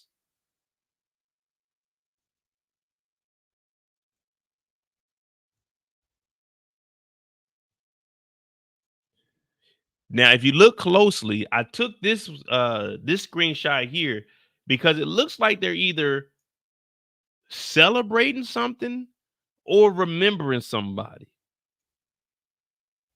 Now, there's been talk about maybe Kamal Tate is going to be unalived. And also, we see that Kamal Tate and Don Carter, they're moving together. So maybe Don Carter, they set him up during the shooting and they're here, you know what I'm saying? Man, Kamal Tate, he was a good one. He was really helping us out.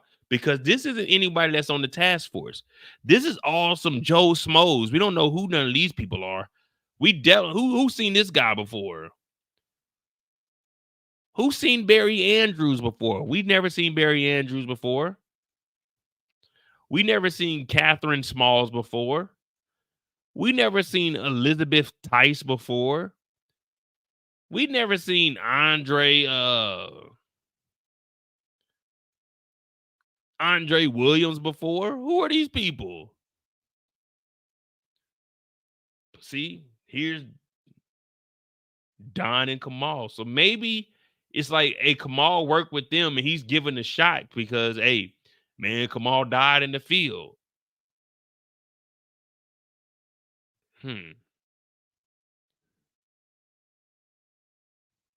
The guy in the white is Don Carter's boss. And he don't look like no boss. He look like a regular employee.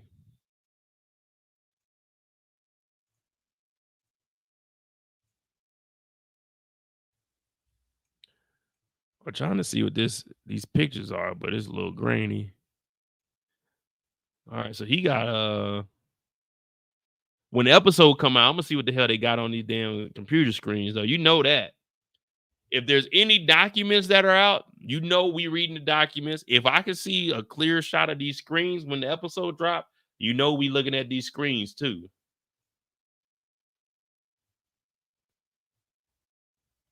I want to see what these are, especially with the number 4 there. So it's for the evidence.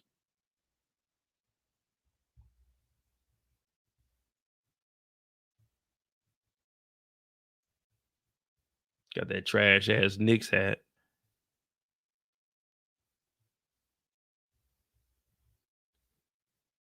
So what could be the reason for them in here taking shots on the clock?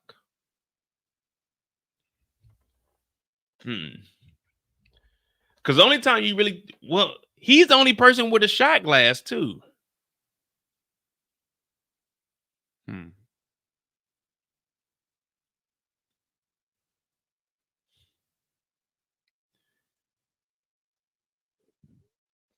Now they had to be showing this for a reason. They're not just going to randomly put Don Carter in here toasting.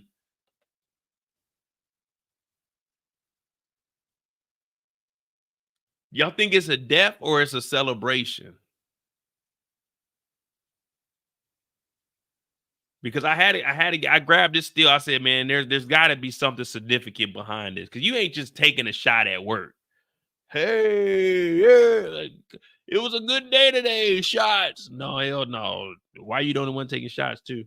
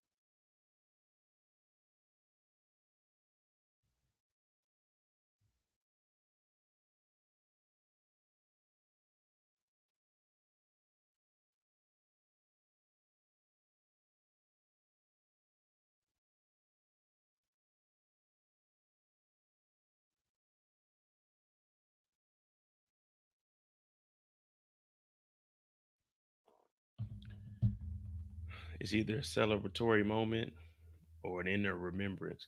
See, that's what I'm thinking. I'm thinking he's coming down here and he's saying, hey, y'all, I hate to be the bearer of bad news, but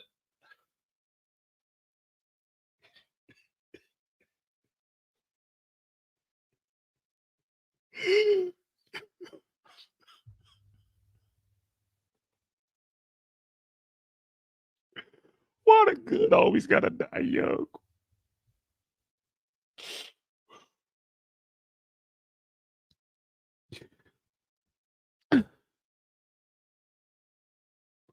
I hate to be the one to tell y'all this, but I gotta be the Bobo.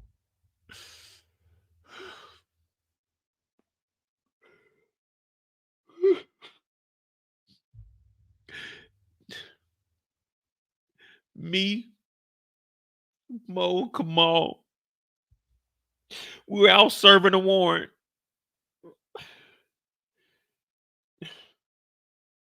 When we entered into the restaurant, we ended up getting flanked.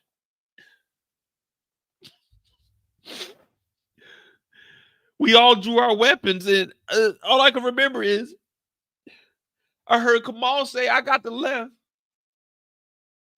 Mo said he got point. If you don't know what point means, that means Mo was in the front. I remember Mo saying he got the point, and he said, "Freeze! Put the gun down." And then I heard gunshots go off, about 10 to 12 rounds. And then all I heard from Mo was, reloading. I got 3. By that time, Mo had took out 3. Kamal was laying down cover fire while Mo was reloading. Mo reloaded. He took out another 4. And then I got up and laid down cover fire also. Pow, pow, pow. Mo had 7 bodies within the span of 2 minutes. I didn't hear from Kamal after that.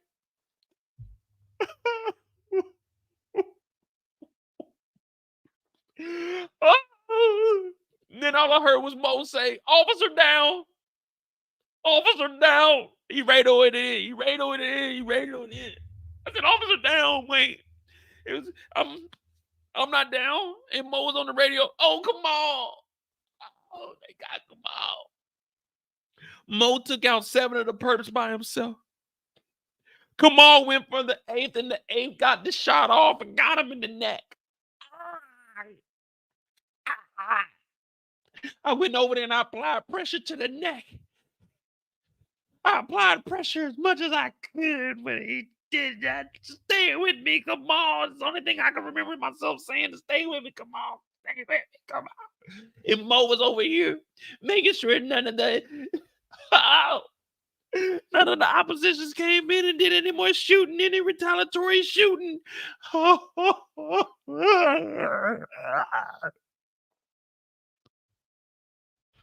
This was for Kamal.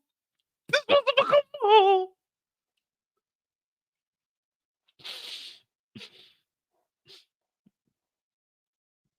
If it wasn't for Mo, I wouldn't have made it out of there. Why, Kamal? He was a good guy.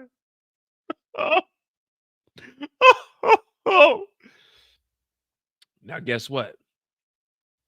Follow me. I'm making sense. Follow me. I'm making sense. Give me a second. Give me a second. Where's it at? Where's it at? Come on, come on, come on, Mo. Boom. Here we go.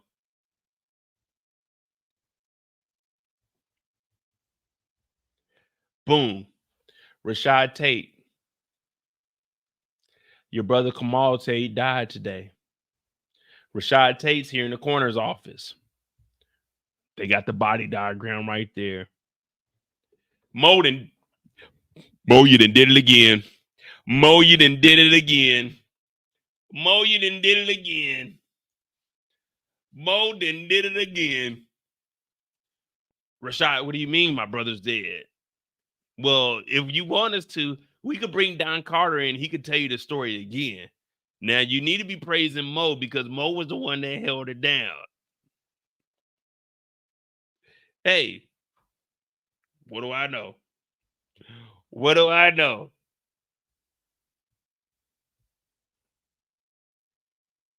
What do I know? Hey, Rashad, your brother's dead.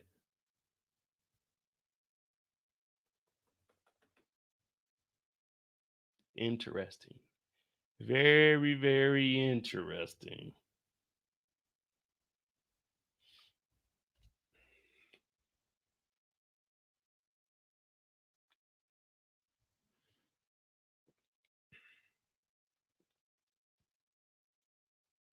So I'm thinking when he's in there toasting,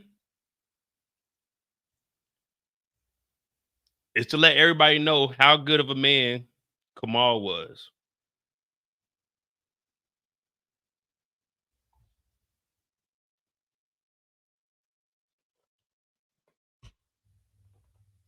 Let me go ahead and add that.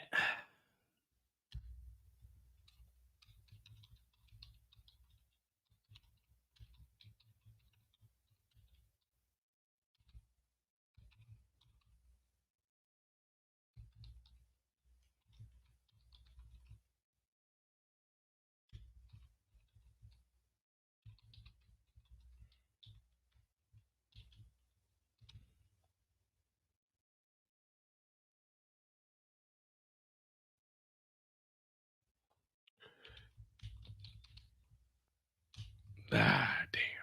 That was a good one, man. I ain't got a good cry in a while, man. You know, when I went to go get my drinks and re-up, that's pretty much the end of Don Carter right there. We'll end that because I mean, there's not much else for Don. And we already out almost 2 hours, so I mean that's pretty much good, but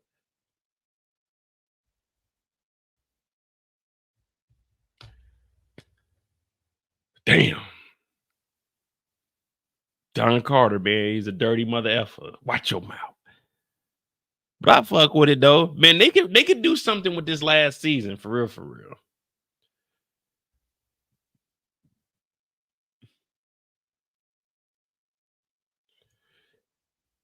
People forget that the OG power has parallel to the power spinoffs. True. The reason they're trying to unalive Kamal is because he's messing up everything that Don is working for. Remember, Don didn't want him to do any further investigation because he's going to start uncovering things when he was about to go follow Monet, follow Tariq, start asking too many questions because Don already had alternative motive where he was going to get Monet and potentially anyone else to work up under him so he can get that cut within the streets.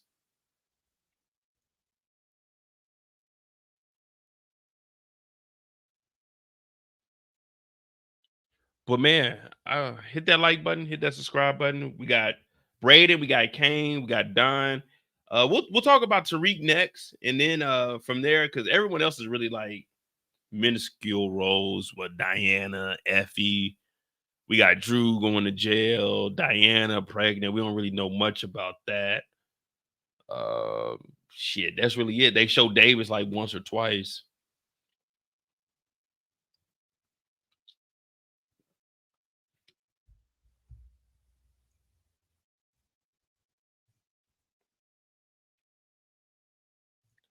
She said she wants to get the family back together, so she got to take one of them for the team. Maybe.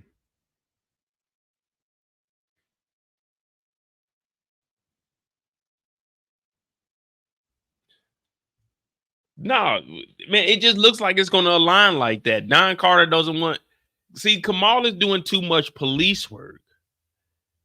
What have we learned? Come on, guys. What have we learned? Any police officer, anybody in the administrative group that goes above and beyond on their job, they end up getting unalive. Shannon Burke, up out of here. Cooper Sachs, up out of here. If you work too hard, see, this is why I live by this model. Never overwork yourself, because the hard work that you do is never appreciated. Now, they may commend you, but if you're really going above and beyond, then it should automatically be a pay raise. No ifs, ands, buts about it. If I'm doing more work than what's necessary, I need to be compensated for that. If they just say thank you for it, that's not enough for me to be working harder than what I need. Whatever the bare minimum is, I do more than the bare minimum, but I'm just saying, whatever the bare minimum is, that's what they're going to pay you for. So that's what you need to be doing. When you go above and beyond, unless there's a check behind it, don't nobody want to hear, hey, here's an award, a token of our appreciation. Fuck that token of appreciation. Give me some cash appreciation. You know what I mean?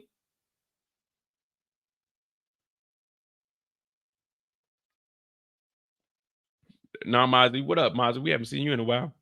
Now, we're about to talk about Tariq now, and then we'll talk about everybody else, because that's the last real big story. I mean, we got who we got left? Monet. Of course, we're gonna talk about Tariq. So we got Monet, Drew, Diana, Davis, and Noma. That's really it. So I mean,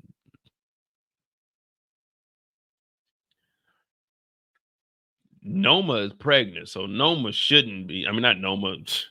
Hell, Noma might be pregnant by Davis or Kane. I definitely don't believe Kane was strapping up.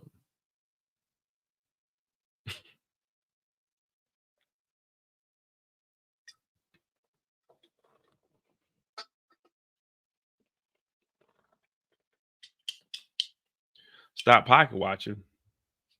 If I stop pocket watching, then who will? You know what I mean?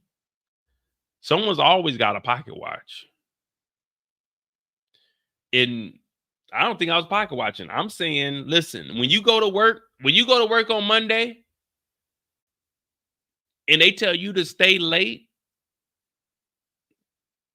and they don't offer overtime,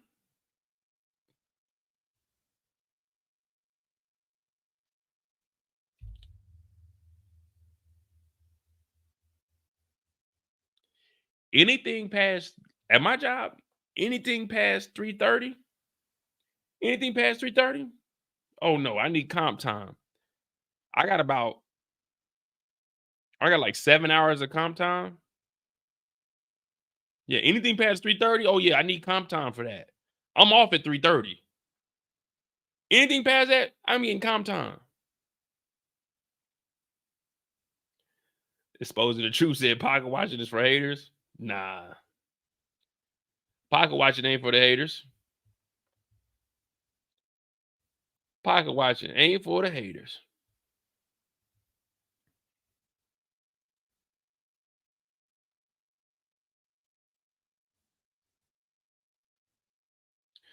Let me ask you guys this.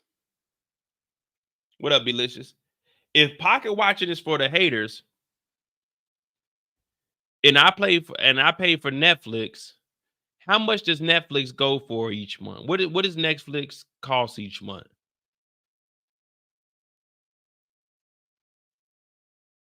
I think they raised it, didn't they? What does Netflix cost each month?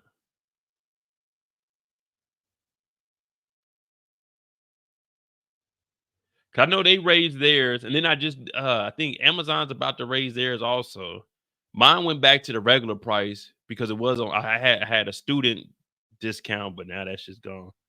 14 something. Exposing the truth, just expose the truth. Exposing the truth is a hater because exposing the truth said Netflix is 14 something a month. So that means you know how much I pay for Netflix. That means you're pocket watching because you know what I'm spending. See, pocket watching doesn't make you a hater because you know I spend $14 a month for Netflix. That is pocket watching because you know how much I spend each month on my streaming service. But does that make you a hater? No, it doesn't. I rest my case, Your Honor. I rest my case. I rest my case. So if I spend 14 a month, what's 14 times 12? Now you know how much I spend in a year. And I've been having Netflix since 2010. So is that 14 years? Does that make you a hater? No, it doesn't make you a hater because you know the cost of something. You just do it. See, we call this cost analysis. Being financially responsible is knowing that something costs. If I know the new Escalade truck costs $123,000, I know I make roughly $102,000 a year. It's not financially responsible for me to go get a truck that costs more than what I'm making in a year. It's not me pocket watching. That's me being financially conscious of what the fuck is going on in the real world. But now you know that I spend $14 a month, which I don't because T-Mobile pays for my Netflix. But you know that I'm spending $14 a month. So you pocket watching me. You pocket watching me. See, I gotta hide my expenses now, man. I gotta hide my expenses, man. Exposing the truth, though. I'm spending 14 some a month. I gotta what? I gotta hide my expenses there. Now I'm fucking with you, exposing the truth. Hey, y'all can call me a hater all you want.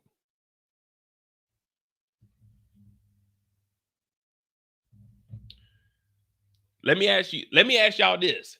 Put a 1 in the chat. Put a 1 in the chat if you were investing in the stocks. If you invest into stocks, put a 1 in the chat.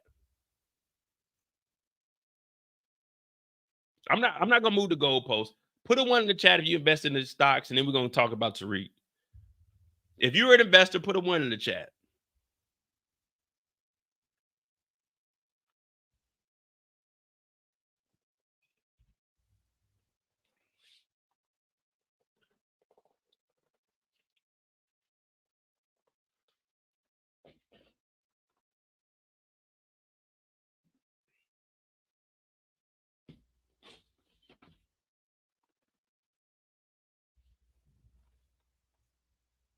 What is that? Oh, that's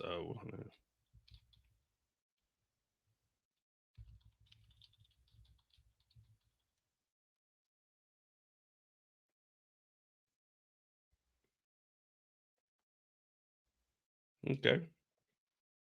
Good. To all my investors out here,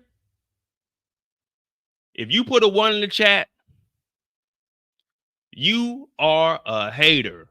You are a pocket watcher. You're watching how much money these companies make. And when these companies make money, that means you know how much the CEO makes. Because if you're reading the white paper, it's breaking down everything line by line on how much money they make each and every year. So pocket watching, I don't want to see anybody that put a 1 in the chat calling me a hater, because you are pocket watching each and every company that you are invested in. I rest my case. Because when the numbers are down and they go into the red, they got to cut back on the CEO's pay. The CEOs make money when they get into the black. And when they get into the black and they started presenting this shit in late July, you like, oh shit, it's time to buy because they making money. That means the CEOs making money. So you a pocket watcher. You see? Because you are, according to, hold on. Let me put the definition up here. Maybe Mo doesn't understand what pocket watching is. Nothing wrong with being financially aware. Pocket watching is counting another man or woman's income. So knowing how much the CEO makes at a company is pocket watching, because you know their income according to your definition. Don't do this with me. Don't do that. I have an economic background. I have my master's in business. I graduated with a distinction. You know what I'm saying? I'm the top of my class. I know what the fuck I'm talking about around here.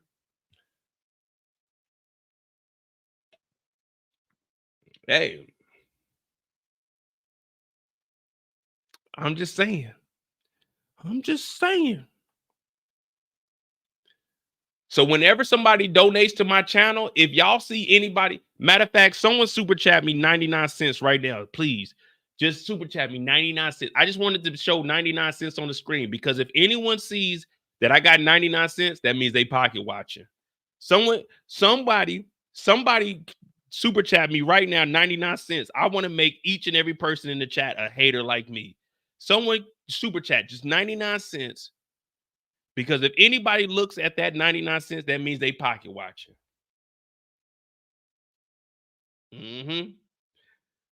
Yeah. If we want to get technical, super chat me 99 cents. And if you look at that 99 cents on the screen, I'm going to leave it on the screen, the rest of the chat. So every time you look at the screen, you pocket watching. I want haters in here. I want haters in here. My name is Mo, and I want Mo haters in here. I want haters around me. I want haters. Not haters, haters around me. What's the girl name? Hot tuh. I want haters around me. Hot tuh. I'm a hater. Nah, Queen, this is a lie. We just talking shit right now. I was just stalling so we can get to the 2-hour mark. Hit that like button, hit that subscribe. We're going to talk about Tariq. I thought Brilla was going to join us. I messaged him. Let me see if he responded.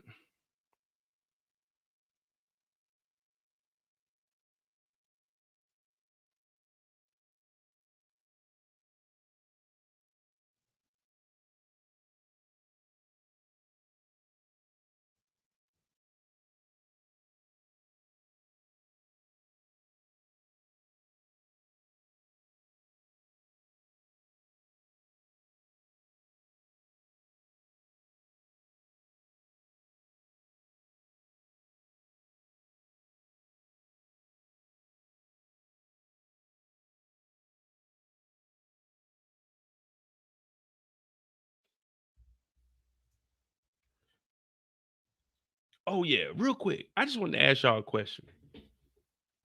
Do you think, not like comparing to like the Olympics or anything, do you think it's harder to achieve success in a one versus in a single sport where it's like it's just you by yourself, or in a team sport?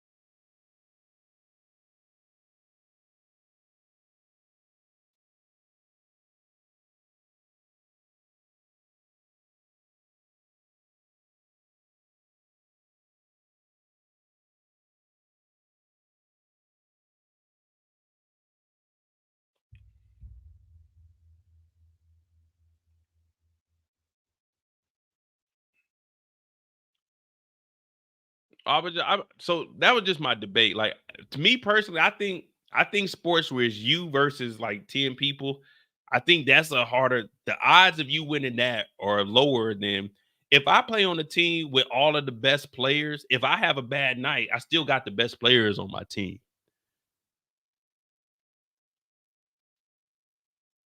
Exactly. And if I get tired, I can bring someone else to replace me. You know what I mean?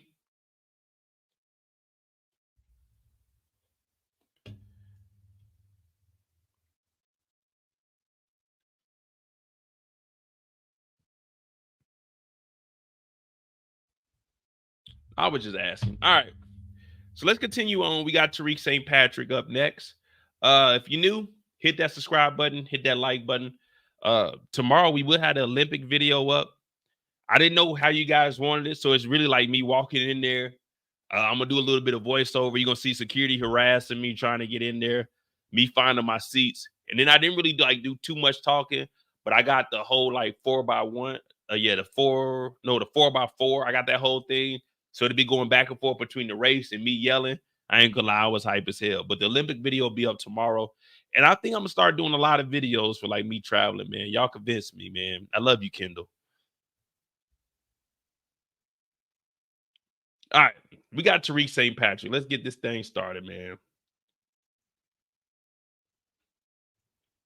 And if DeMarcus is still in here, that nigga fuck Kane, nigga. That nigga fuck Kane, nigga.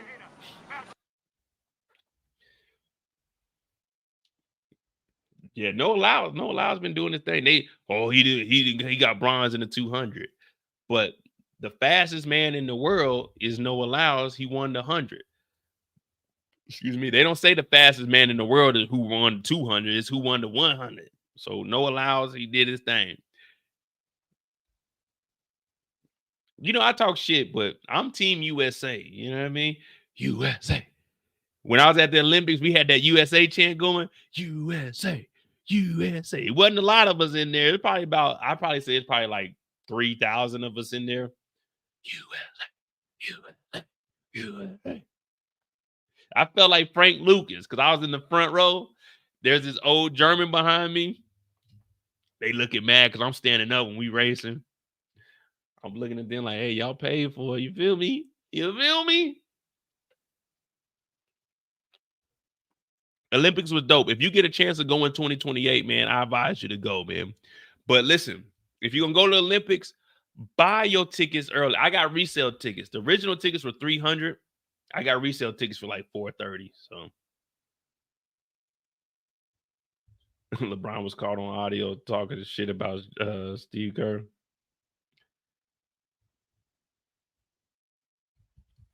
We got a Tubi movie coming up on Tuesday. Man, if I get off work late, I'm sorry, guys. If I get off work late, man, I'd be tired. Like yesterday, I got off at like 4:45. I came home. I made these I made ground turkey tacos. Man, I ate like 4 of them. I passed out. Hey, thank you, DeMarcus, for that $5. I think Tariq is more on Dre level than James Ghost St. Patrick level in the street game. Dre level? Nah, man. At one point, Tariq was really up there, though. At one point, Tariq was really up there.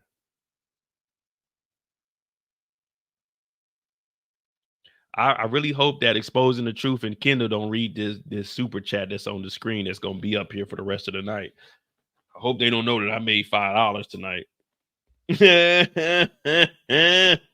Dre, hey, believe it or not, though, if you go back to my old reviews of Power, like season 5, I ain't gonna lie, Dre was a cool character. Like just watching his character development, Dre was a cool character, and I was giving him his props. I mean, I knew he was fucked up. He was fucking over James, but I definitely gave Dre his props back in season 5 and 6. You know, I started this YouTube shit in season 5.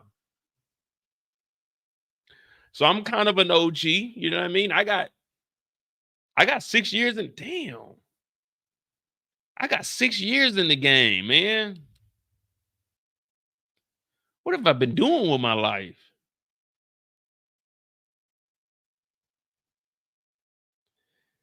Damn.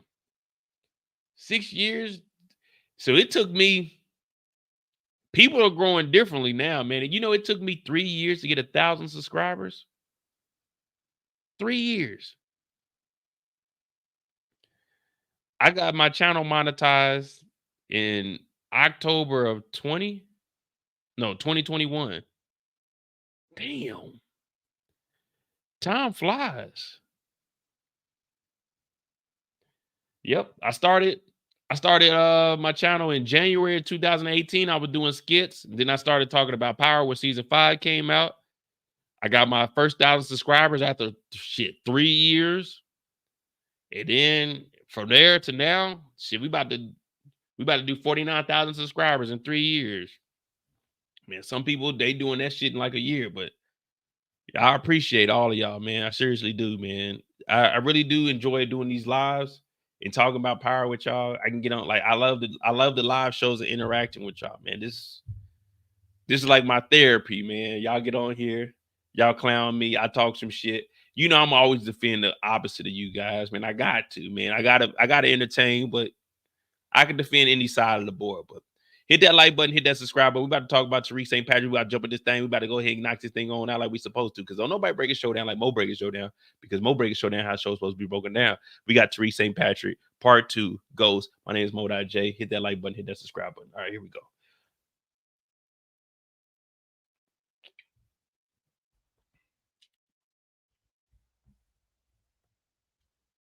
I'm here this weekend, so I might do a live tomorrow night. And I got my other mic to work. I got the other mic,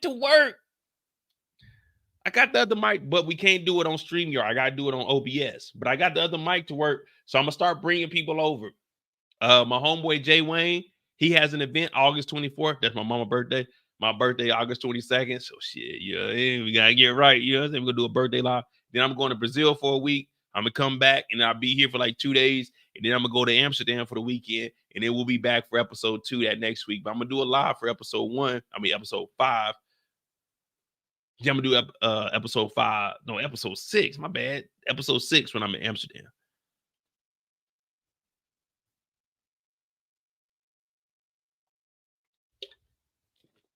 Oh, yeah. And I've been going live since... When did Squid Games come out? My sister passed in 2021. So I've been going live for 3 years now.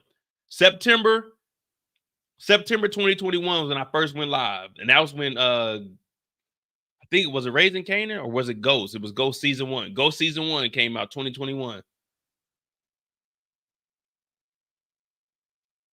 Damn.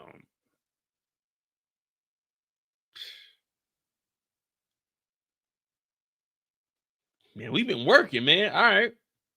But I will say this, though. I am the OG of going live when they talk about Power, man. There's a lot of people that came after me. You know what I mean?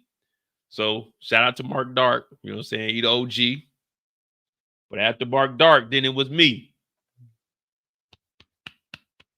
And then I took it to another level and started going live with this shit. And then everybody started going live with this shit. But don't nobody break a show down like Mo break a show down. Because I break a show down how a show is supposed to be broken down. All right, we got Tariq St. Patrick. Let me get out of here. You know, they ain't gloating, man. I'm just proud of my accomplishments. All right, so the first time we see Tariq is at the very, very, very, very, very beginning of the trailer. Over me, what I say, what do I see in the heavens? What do I see? Now, with this clip right here, I'm trying to... This ain't the same... Well, wait. So look at the collar right here. This collar, I don't know if y'all can see it on y'all screen. It's a little dark, but he's turning around. What do I see in the heavens? And then we go into this scene here with Don Carter. Now, what I'm thinking is when Tariq is originally turning around, he may have showed up and Monet has said something. So Monet may have caught Tariq off guard in this beginning part. And then after these three talk, that's when Don Carter shows up.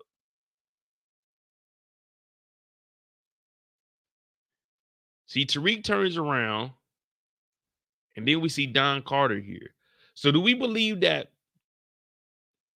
I know we just talked about the Don Carter and everything. Do we think that Tariq, Diana, and Monet all showed up together? Or Tariq showed up and then like Tariq and Diana showed up and then maybe Monet showed up and then Don showed up? Or do we think that these three came together and then Don was following them?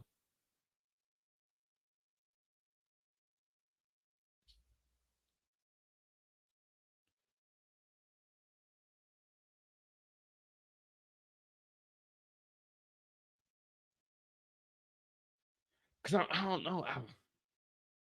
I want to think at this point, because Tariq was talking to Diana at the clinic, and you know, it's her body, her choice, but I'm thinking she's thinking about getting rid of it. But Tariq didn't come clean with her. He just said, I don't know what happened to Salim. I went to the house and then I left. I don't know what happened to him. I'm thinking all three of them came over here together and then Don followed them. Okay, Maza, you thinking the same thing. See, I just don't think I don't see how these three could get over here individually and just like all cross paths. That's too coincidental. So I think these three showed up. Don followed them. Don pulls up with the gun, and that's when we see Tariq turn around. And that's where. What do I see?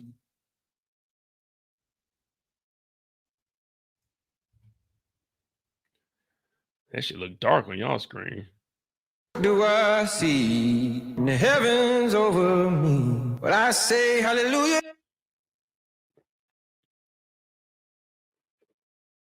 Now, this moment right here must be where Tariq and Brayden are looking at all the dope that's being moved through the campus. We are like, if you're watching this now, we got the Don Carter video. You can go watch that. We're kind of breaking that down a little more. So we're not really going to go into too much depth here. We just think that Don Carter followed them because of the Salim body. And it looks like they might be potentially moving it. Tariq came clean about Salim being unalive. But right here, it looks like Brayden and Tariq are on campus.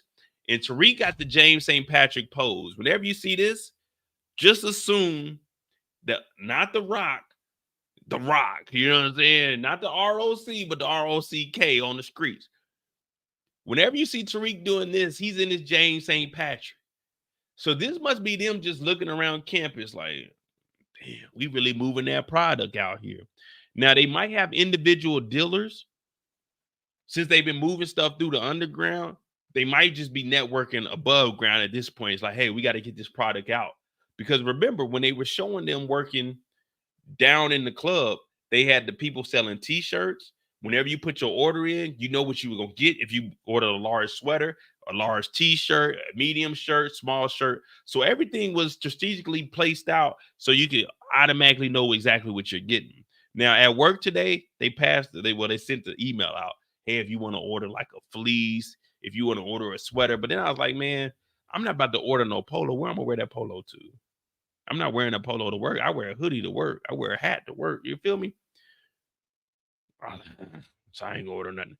But now Tariq and Brayden are just sitting here on campus. I've never been a fan of them on the campus. After like during season 2, I was always wondering what was next. You know, I always wanted them to move away from the campus. I didn't want season 4 to be on campus, but we're back on campus. So for me, I'm looking at it as they're making the most of it. They're maximizing what they can make on campus. Brand new day. And we're just going to go through Tariq because they show Tariq, of course, because he's the star.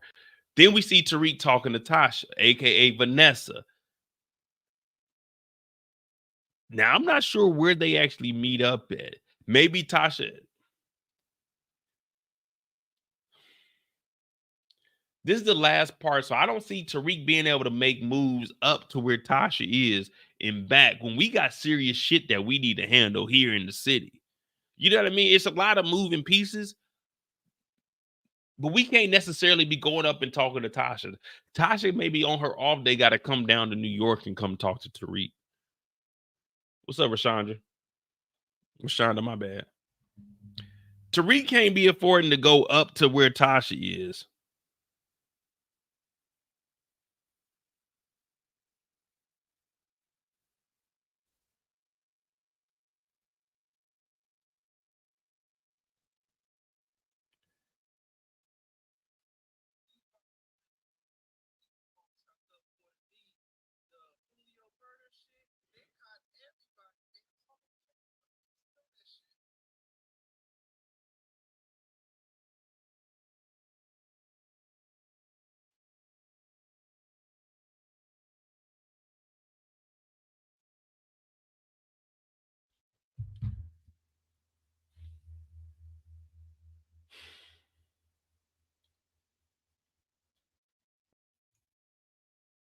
Well, so Eric, when you say he had to save Tasha, what do you save Tasha from what? Because he already went up there and worked on the manager.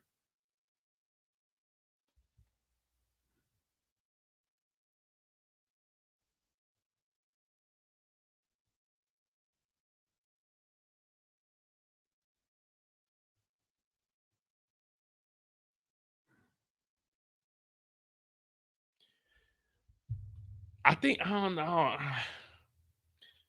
If Tariq is saving Tasha at this point, we really got to look at Tasha and say, what the fuck have you been doing, Tasha? Tasha is in witness protection. How do you have this much shit going? Witness protection, new name, new social. Nobody knows you. Shut the fuck up. Go to work and go home and make pancakes for fucking Yaz. I shouldn't have to save you, Tasha. I came up here. Your manager is on your ass. We don't know what you've been doing behind the scenes. Tariq shouldn't be having to save you. Listen, people, hear me out. Hear me out. This is gonna be tough to hear. You don't owe your parents anything. Let me repeat that. You don't owe your parents anything. Your parents had you. As parents, they're supposed to take care of you. That's their job. You didn't ask to be here. Now, if you're an adult and you're borrowing money, then yeah, you owe them that money back. But when my mom get here, my dad get here, I might have them on the live with my brother-in-law, and my sister. But they'll tell you, I've never in my life asked them for any money or anything. I figured that shit out on my own. You don't owe your parents anything. It is not your job to make sure that they are straight. It was their job to make sure you are straight. If Tariq has to save Tasha, then everything that James St. Patrick said to Tasha about being a half-smart chicken head was true. Tasha has a new life, witness protection, meaning a new name, a new social, a new location, a new job. They put her in a situation to succeed. They're going to make sure she's all right because she's protected still. That means there's tax dollars. Your money, my money, making sure she's all right. That's what witness protection is. So the little money she's making is just day-to-day money that she got to spend. If Tariq has to save her ass, Tasha is wrong. Tasha is in witness protection and shot at Monet. What kind of ignorant shit is this? Tariq should not be saving his mom. Tariq should be finishing school and getting the motherfucking house, the condo, the motherfucking QCP project, the motherfucking club. Tasha is in witness protection. That means, Tariq, you don't owe her a goddamn dime. She made a decision to snitch on Tommy. She's in witness protection. You get the club and you go on with your life. You have to remember that Tasha is the one that wanted to teach you the game.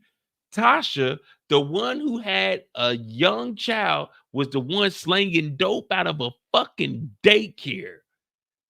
The same age that Yaz was the same age the kids in that daycare was. You need to cut Tasha off. Tasha is what you call a piece of shit mother. I'm sorry. James did his own thing, but James made sure his kids were straight when he left. Tasha didn't do nothing. James made sure Yaz had money. James made sure that Tariq, not only was he going to have money in the club and a condo, he was going to make sure that Tariq got a fucking education. Tasha hasn't done anything for these fucking kids since season 1. The only thing she did for the kids was show her monkey to motherfucking Sean, the motherfucking kid driving the Escalade. Tariq, you don't owe Tasha a motherfucking thing.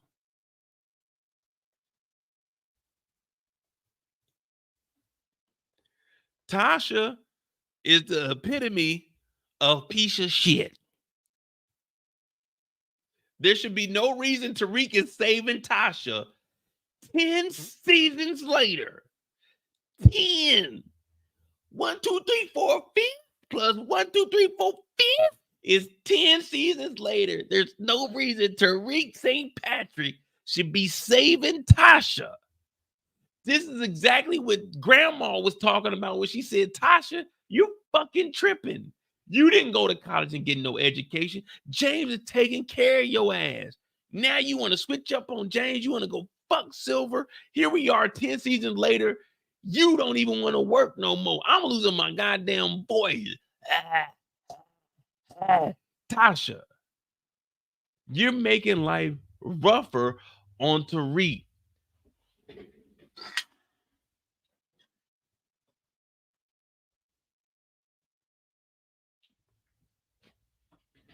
You got Tariq believing that you are a mastermind. This whole time, Tariq been telling motherfuckers, my mom is a mastermind. My mom is a mastermind. Whole time she's on witness protection, needing you to come and fucking save her, Tariq. Your mom is not a mastermind. Your mom ain't no mastermind. Oh no, brother, your mom isn't a mastermind. Your mom's a piece of shit. Oh yeah. Tasha St. Patrick. James knew to leave her. She didn't have no future. Dog, there's no reason for Tariq to be trying to save Tasha 10 seasons later. Why? Why? What are we doing? How do we get to this point?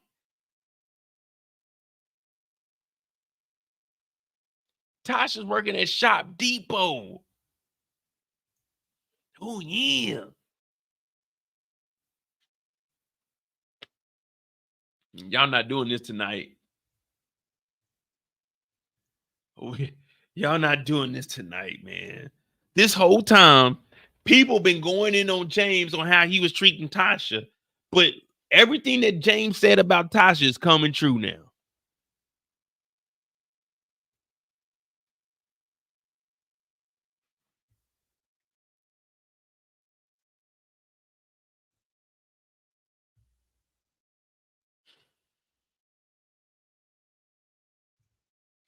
Shakori Jesus say they should have just listened to Ghost and they wouldn't be in this position.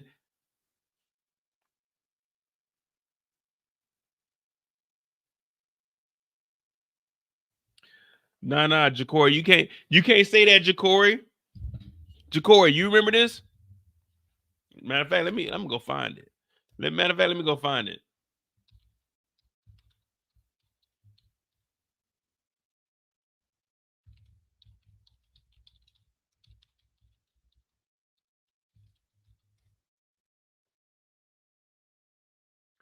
You know, You know why we gotta blame this on Tasha? All of this is because of Tasha. Just watch right here. Give me 1 second.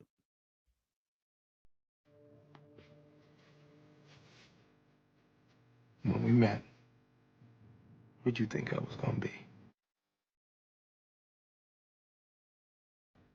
The biggest goddamn drug dealer in New York City.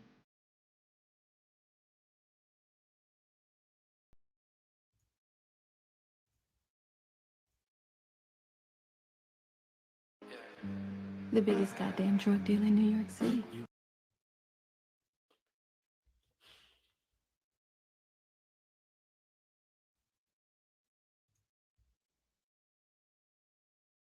Keep dreaming and dark scheming.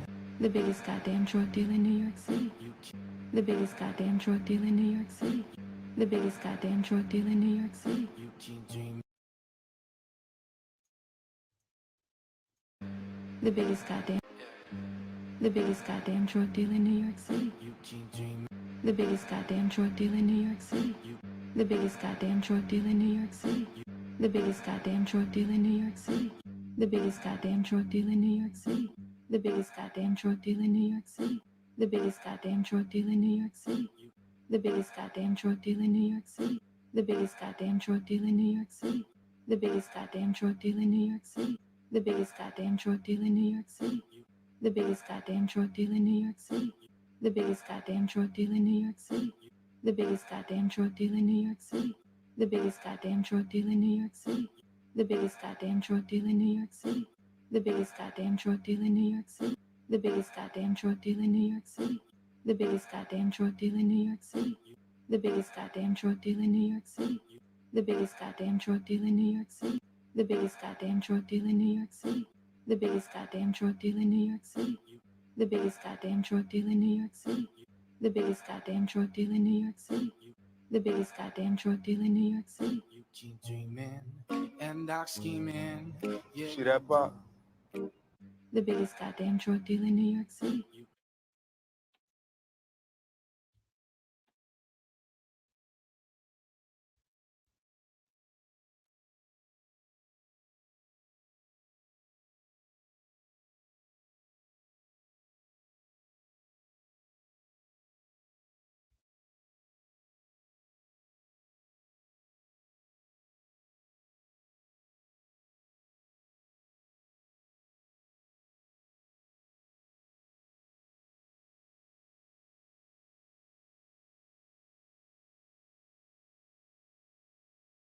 The biggest goddamn drug dealer in New York City.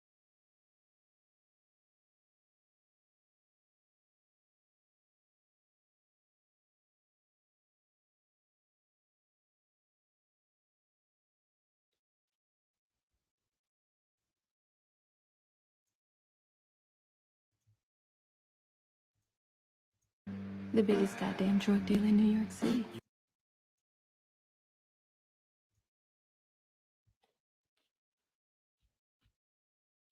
Whose dream was it?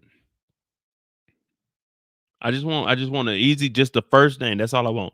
Whose dream was it to be the biggest goddamn drug dealer in New York City? Give me a name. Someone give me a name. I just want first name, just the first name. Whose dream was it to be the biggest drug dealer in New York City? No, not the biggest drug dealer. The biggest goddamn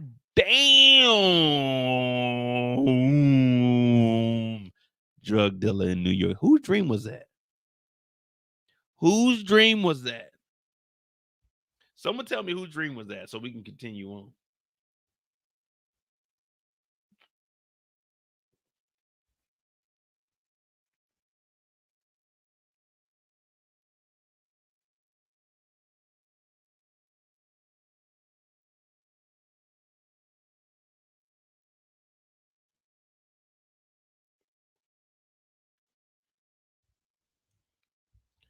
J Dot. Give me a second. Let me break this down. To be honest, Ghost did say that to Lobos after the shooting. Listen, what was James' question though? Hold on. What was James' question though? Listen to what James' question was.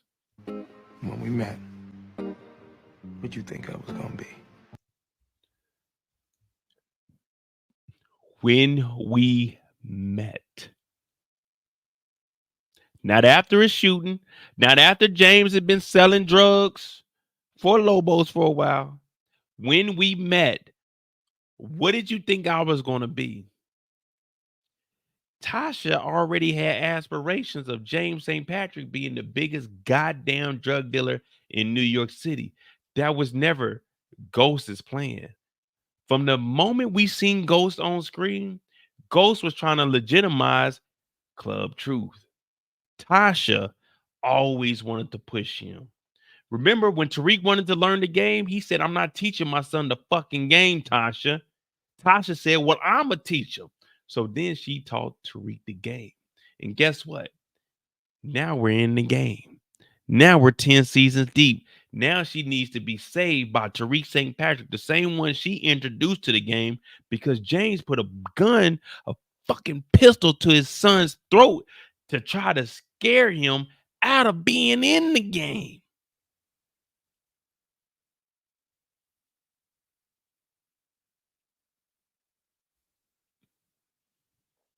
It's a dirty game, man.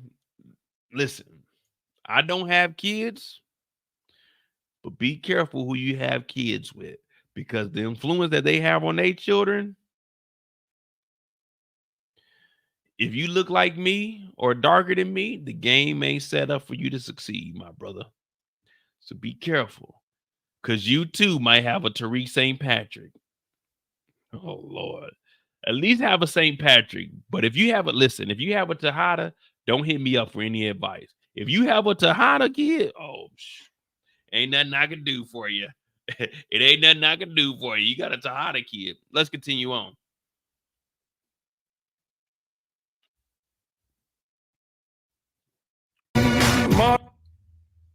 What we got? What we got? Oh, then we got Tariq loading up. See, here go Drew over here in front of the goddamn cop cars and Monet up here. Man, they fucking with the police, man. Snitch ass family. We got Tariq loading up the Thule, making sure it's clear right now. You know what I mean? We would be cocking it to put one in the head, but we ain't doing none of that right now. We just making sure we good.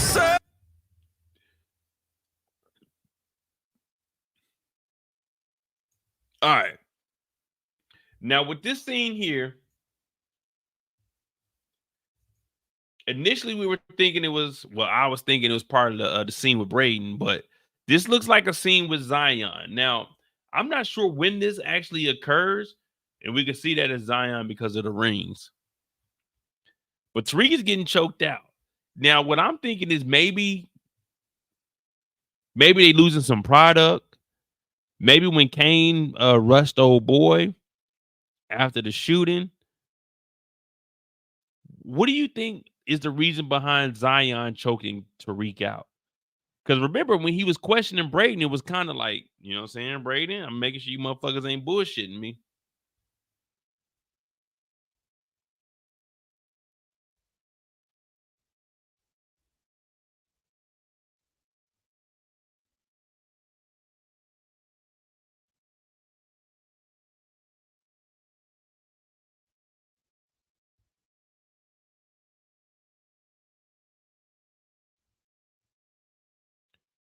Tariq breaks into Zion's apartment.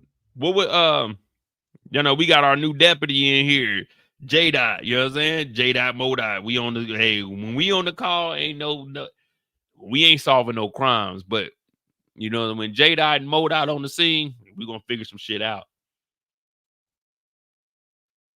What would he break into Zion's apartment for, though?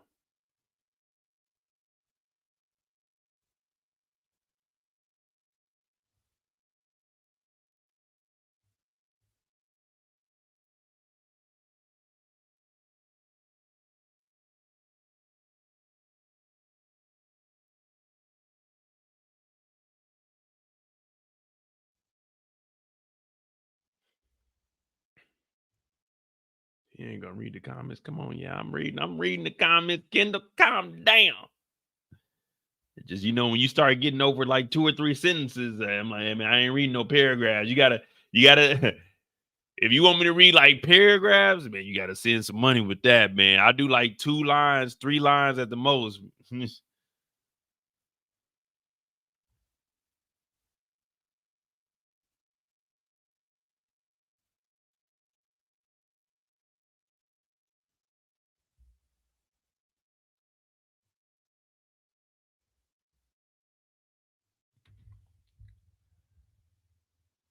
Yeah, Tariq never had any hands, but I'm trying to figure out, like J-Dot said he broke into Zion's apartment. What would be beneficial about breaking into Zion's apartment? Zion hasn't had anything that I've seen that we like, okay, let's break into this nigga's apartment.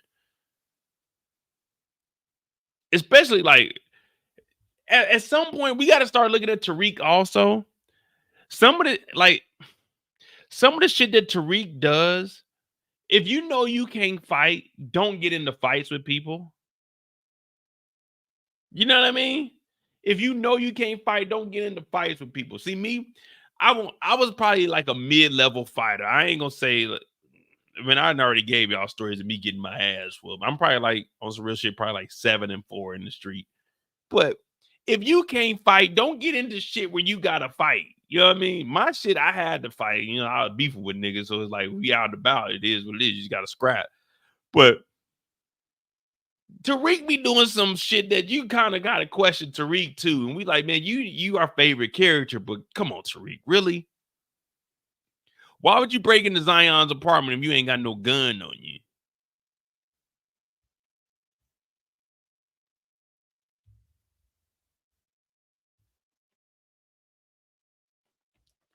Nah, for real, it is like a 3, man. It's same with text message. Don't text me. Hey, don't text my phone with more than like 3 sentences. I'm not reading all that shit, man. You better fucking summarize that motherfucker.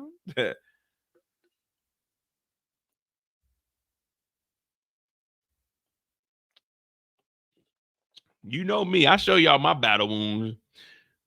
You know my scar here from the goddamn blade that they done got on my ass. From here all the way up. You know they called me at. You feel me? They called me right there. Fucking insert right there. It went all the way up. They tried to kill your boy. Oh shit. Yeah. That's one thing I never experienced. I ain't never been choked out in no fucking street fight. If I got choked out, man, I gotta go get the gun. I'm sorry. If a nigga choked me out, I'm sorry. You call me a bitch ass nigga, I got to go get the gun. I ain't never been choked out before. I had my ass whooped, but I ain't never been choked out. I tell you that. If a nigga choked me out with 2 hands, oh man, I gotta go get the gun, man. We got hell no, you can't do that. Yeah. I mean, hey, damn, that nigga whoop your ass. You gotta go air that motherfucker out.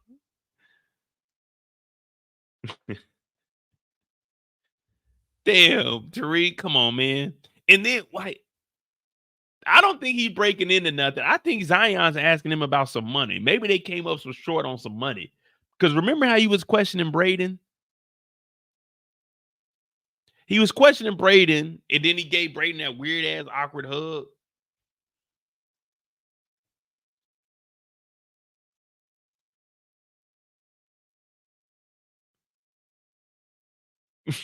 I just think they came. Well, I don't know. He do got gloves on though, so maybe he was trying to steal. I don't know, man. It's hard to tell with Tariq because one moment you think Tariq is all right. He's gonna be legitimate. He gonna try to slang some dope. He gonna try to do it the right way. But then it's like, man, he try to do some backdoor shit, and it just don't be working out for Tariq.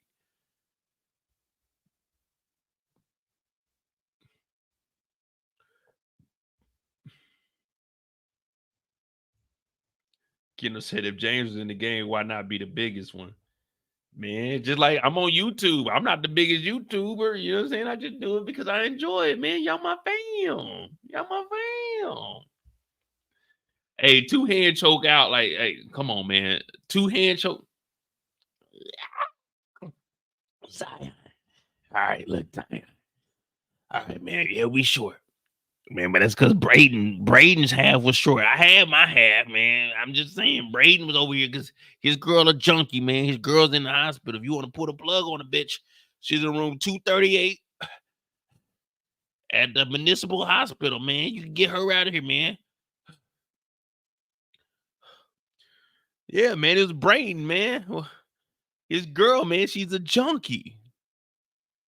Hey, is it all right to blame it on L? Or is that kind of like, is that shiesty to blame it on L so Zion can get off your back? You know what I'm saying? I mean, well, it's really telling on Brayden, but it's the power universe. It's the last part. Who cares, really? You know what I mean?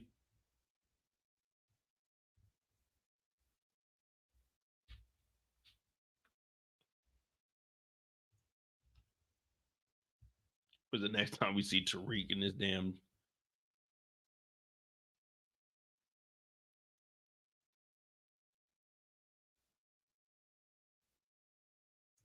All right, so we see Tariq. The last thing we see is Tariq. I don't know if this is in the. I guess this is in the club. This leather button down is straight though. I ain't gonna lie. Okay, I give you an 8 for that. That's swagged out. I'm pretty sure he probably got some skinnies on and probably got some Balenciaga shoes on. But yeah, this fits cool. You know what I mean? This is a cool little fit that I wear. If it's cool outside, it gotta be like 60 degrees. Where's Tariq at here though? Is this in a club or is this at like? Well, it can't be one of the fight spots. So we got like these white girls in here.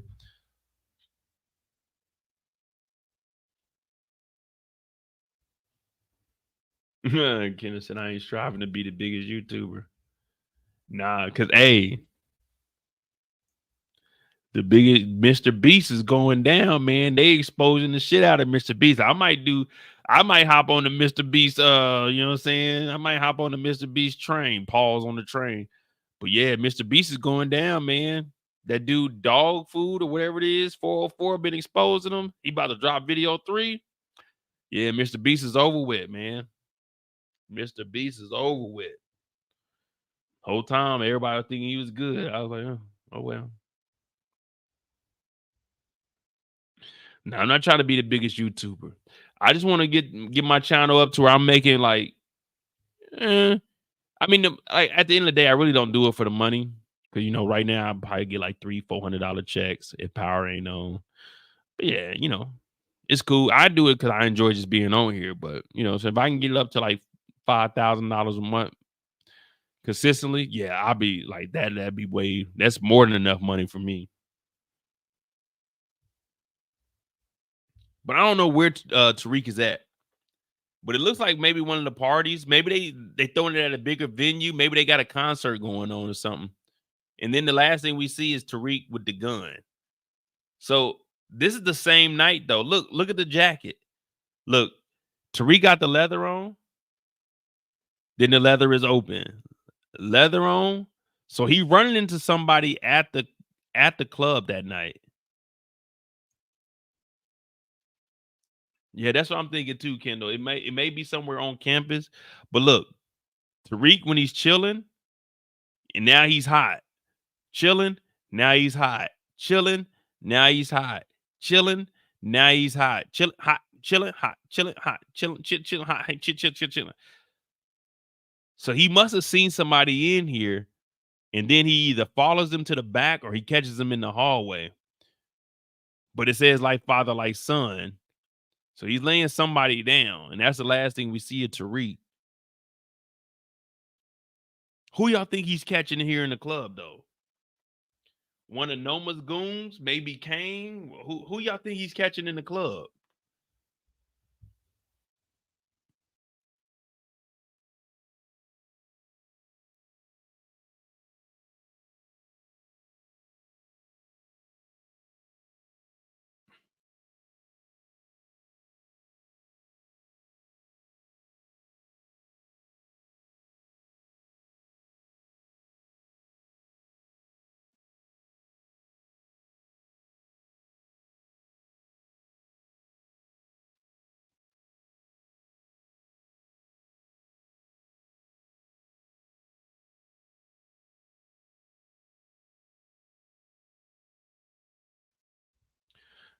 It's gonna be Zion, bro. I'm telling you.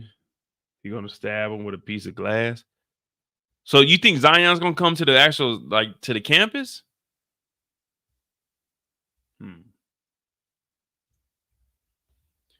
Zion on the campus is kind of crazy though. Like, that's like me showing up to the college campus right now. I'm like, man, what the hell is this old ass nigga Mo doing up here? Nah, nigga. Y'all owe me some money. I want my money now. It's my money and I want it now. Well, whoever it is, Tariq is popping somebody. So we know Tariq is catching the body. That's one thing we've been waiting to see, though.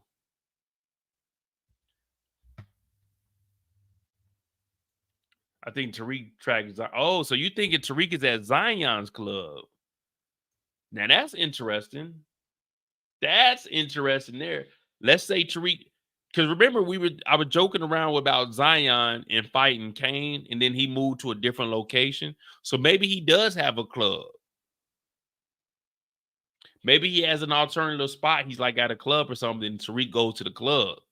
Maybe Tariq gets choked out, and then he goes to the club later on, and he's like, man, let me handle this nigga.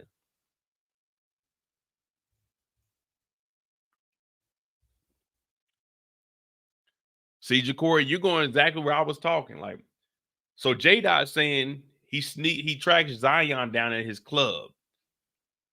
So maybe Zion chokes Tariq out, and then Tariq, like maybe an episode later, he goes to the club. He catches Zion slipping. Boom, boom. He gets rid of Zion. Because, you know, a lot of people, like when you look at like the Tupac shit and like Biggie, back in the day, oh, it's a conspiracy. No, it's just some regular nigga shit. Like Tupac got shot by some niggas that he ended up jumping in the club. It's like, it's unfortunate, man. You know what I'm saying? I fuck with Pac, but it's like, it's unfortunate. Y'all jumped Orlando and them got a gun, they shot at you. It wasn't no conspiracy. It wasn't like the police or nothing. It's like, man, you got into some street shit and niggas do nigga shit, man. It's just that simple. So I can see Tariq going and getting rid of Zion. All right, so a lot of us are in agreement that, okay, Tariq going after Zion. All right, bet. That's reasonable. That's reasonable.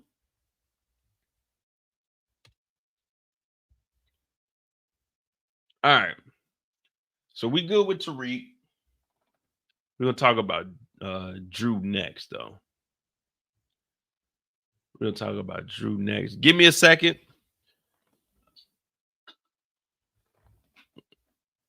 I'm going to go in here and handle some business real quick. I'm going to use the restroom. I'm going to be right back.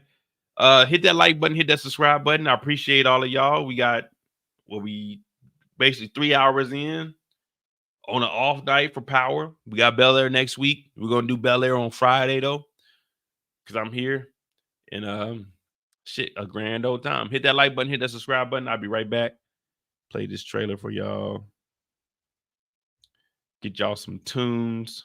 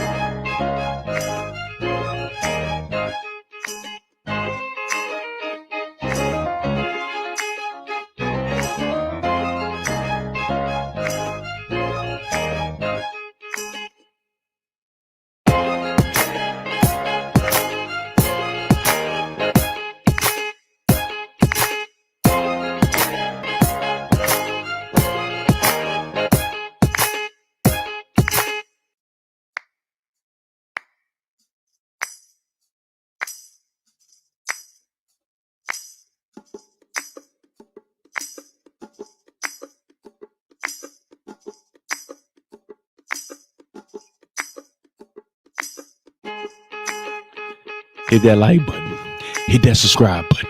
My name is Monet. Don't nobody break his show down like Mo break his show down, because Mo break his show down how the show's supposed to be broken down. This is the trailer breakdown for part 2 of Power Book 2 Go Season 4, the season finale. Right now, we're about to go and talk about Drew Tejada. So, if you in the building, if you have a heart, if you love Michael Jackson, R.I.P. to the King of Pop, then you need to go ahead and hit that like button, hit that subscribe button. We on that road to 50,000. That's 50,000 subscribers. Slow grind is better than no grind. Do I strive to be the greatest? No, I just strive to entertain you guys. It don't matter if it's 1, 5, 10, 15, 20, 25, 105, 205, 305. I'm going to put on the show no matter what. Maybe 2 hours, maybe 3 hours. Sometimes 5 hours, sometimes 6 hours. I've done an 8-hour live. I'm going to do whatever feels right in the moment. Paul's going to feel right. My name is Monet J, and we're about to talk about Drew Tejada.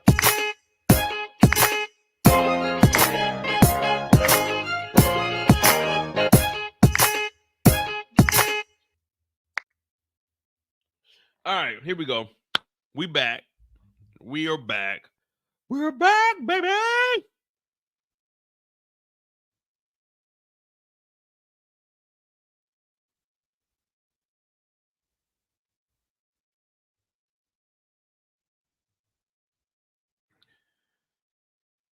Oh, boy.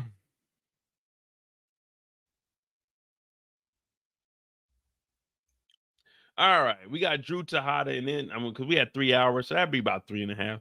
Y'all want to do 4, or was 3.5 good? Because I was gonna say you know, you gotta be politically correct nowadays. I was gonna say I could.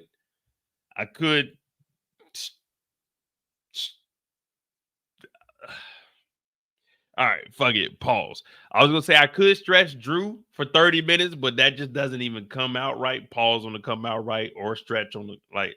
So we're gonna talk about Drew, and then if you guys want to go more, then we'll continue on. But we're gonna talk about Drew Tejada real quick. All right, so we only see Drew one time in this trailer. Well, 2 times in this trailer.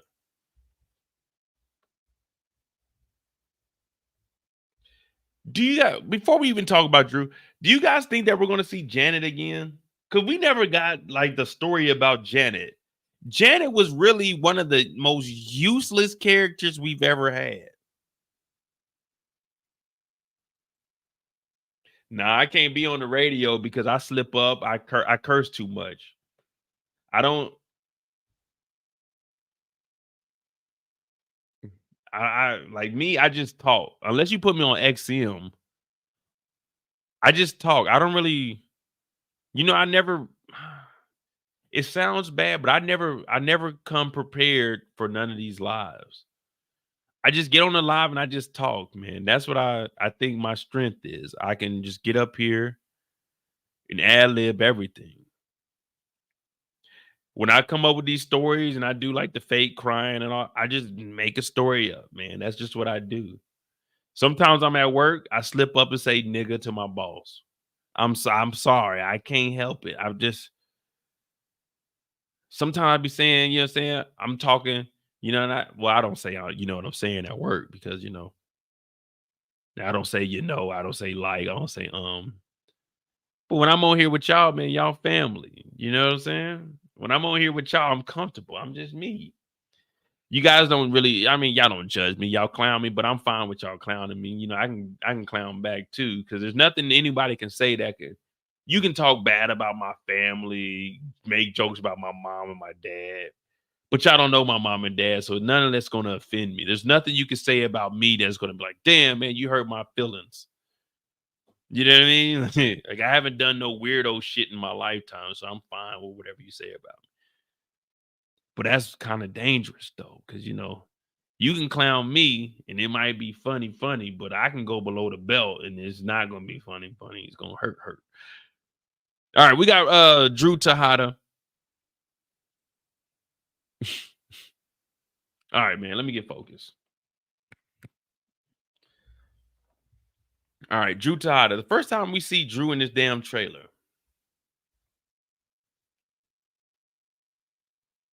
I could get on the radio though, but what would I do?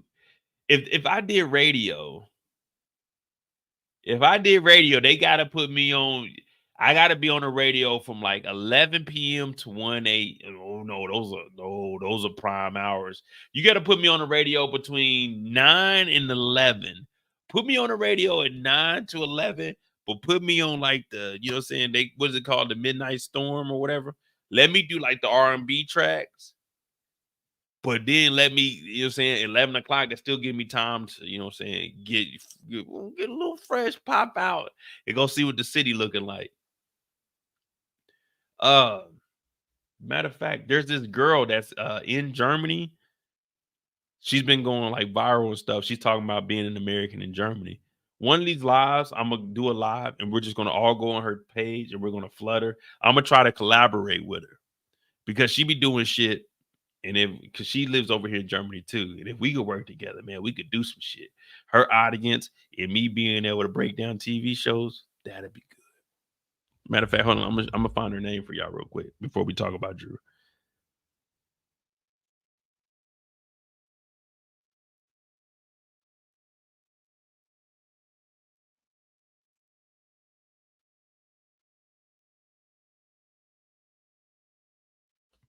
So I'm gonna show y'all her page. Hold up real quick. Let me see. Oh, real quick. That nigga fuck Kane, nigga. That nigga fuck Kane, nigga.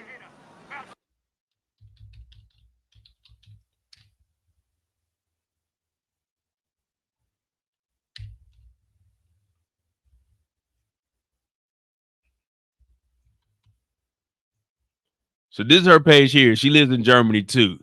If me and her can collab, shit, man, we'll take you, because she do TikTok and Instagram. But if I can get her over onto YouTube with me, man, me and her can take the world by storm, man. Because the shit that I be talking about, she be talking about it, but she just went viral off of it. It's a day where I try new German food, and the new German food for the week is it's currywurst. And if you don't know what currywurst is, this is like really popular here in Germany. I've only had it one time, but I want to try it again and see if this is good. From my understanding, it's like chopped up hot dogs with ketchup and curry powder. Oh, not this shit. I don't even know. Food. I don't do Can the people of Germany explain to me what this is? Because if you don't live in Germany, you are not going to understand. Yeah, so when she just talk about like all the German shit. So when I'm explaining it to y'all, she just do the shit on like Instagram and TikTok. But I'm like, man, it's the same shit I'll be telling y'all. And what this is. And I clearly don't get it because I'm an American. What is this block of bread that looks like it no longer wants to exist on this planet? Like, I managed to go down a rabbit hole, and apparently German people at one point in time lived for this thing with pimples on his body. Like, it went as far as people were making memes. Have you ever wondered how much it costs to get a driver's license around the world? Well, I'm about to show. I'm an American that lives in Europe, Germany specifically, and I love Germany. But how do you guys drink water that tastes like the devil farted in it? Water mit gas is by far the worst thing that could have ever happened to humanity. The other day I went to a restaurant. The lady was like, "What do you want for your Gertonke?" How do you say drink? Gertonke? And I was just like, "Ein Wasser." And she brought me a glass of water, and it was bubbling, you know? And I was like, "Oh." So she talking about like, so you got the carbonated water and then you got the still water. So when you're in Europe, always, whenever you get water, always ask for still, or they're gonna give you that carbonated shit. My homeboy, he drink that carbon. I don't drink that. I'm like, hey, still. So like in Germany, you say Wasser. Wasser is water, but you say Wasser still. And still is still. So you say Wasser still, because if not, they're gonna give you that carbonated shit. And that shit be coming out warm. It's terrible. Okay, it has gas. It's okay. It's water. Wasser is Wasser. Wasser is Wasser. Y'all, when I drink that, y'all told me some of y'all intentionally drink this. Jail. I'm an American. It's just like soda water. It's like it's literally is water, but it's fucking carbonated. It's terrible, and that shit be warm. Hell no, let me get still. Big. You say a still liter. So you get the liter bottle. They bring the liter bottle out. Y'all can share the liter bottle. Because if not, they just gonna bring you a glass of water. It may be from like the tap. So you always get like you a still, but you get it in a liter. But yeah. So one day we're gonna flood her shit, and I'm gonna try to get her on the channel. I think she live in Frankfurt. So she's like an hour away, but they ain't nothing. Yeah, that shit's terrible, man. My homeboy, he drink that shit, man. That goddamn. Can I get bubble water? Bubble Vasa? Like, hell no. Let me get the still. Give me a liter so I can keep pouring up. And give me a frozen margarita too. Like Germany, believe it or not, they do hell of a margaritas. A lot of places serve margaritas at their shop. You got beer and then you got margarita. There's a place called Bitburger. So where I used to live in Spain, Dahlem, I lived in this place called Spicer. So there was a beer factory. It was called Bitburger because I lived next to a city named Bitburger. Bitburger is one of like the biggest distilleries here in Germany, and they were part of like the people and shit. But anyway, let me get back into the damn shit because we're supposed to be talking about Drew. What up, Trey?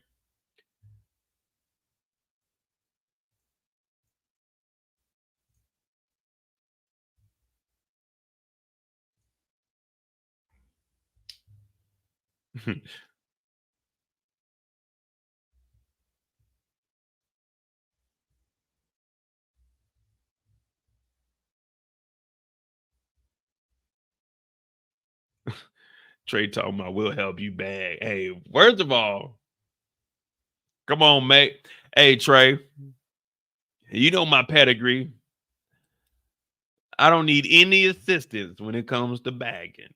Now I'm OG. I ain't just, you know what I'm saying? Sometimes I gotta pop out and, you know what I'm saying, test myself, but I ain't what I used to be. But trust me, I ain't fall off that much. You know what I'm saying? I can still get out there and get with the best of them. You feel me?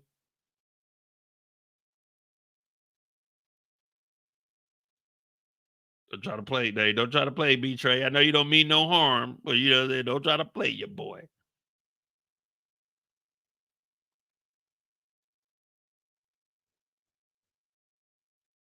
Give me a second because I gotta let me see who's this.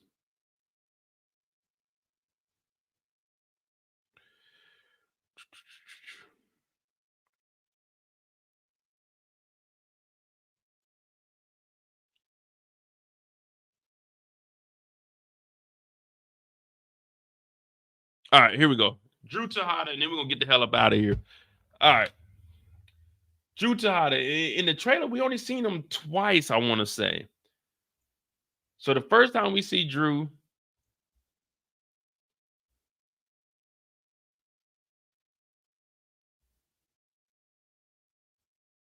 you gotta get that sound bite with old dog saying, "Oh, come on, hey, hold on, y'all, hold on. Let me before we start, DeMarcus, where you been, brother?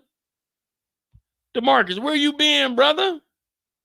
Hey, okay. Go, guys. We been had that on the sound. Hey, Okay. Go, guys. we been having that. Come on, DeMarcus. Okay. Go, guys. We been having that. I got Ooh, we got some classics on here. I'm not even built like that, Tommy. That ain't even me, yo. All right, here we go. Let me talk about Drew. We had 3 hours already, man. This shit be flying when I went on here with y'all. But all right, we got Drew.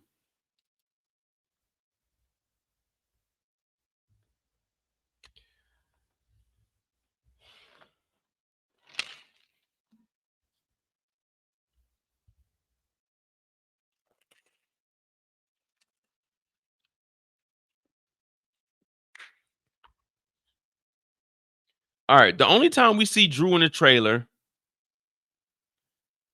is when we get to he's going over to the first time he's sitting next to Don Carter's car and Monet pulls up in the Benz. Now, with this moment, let me see. I'm trying to piece it together where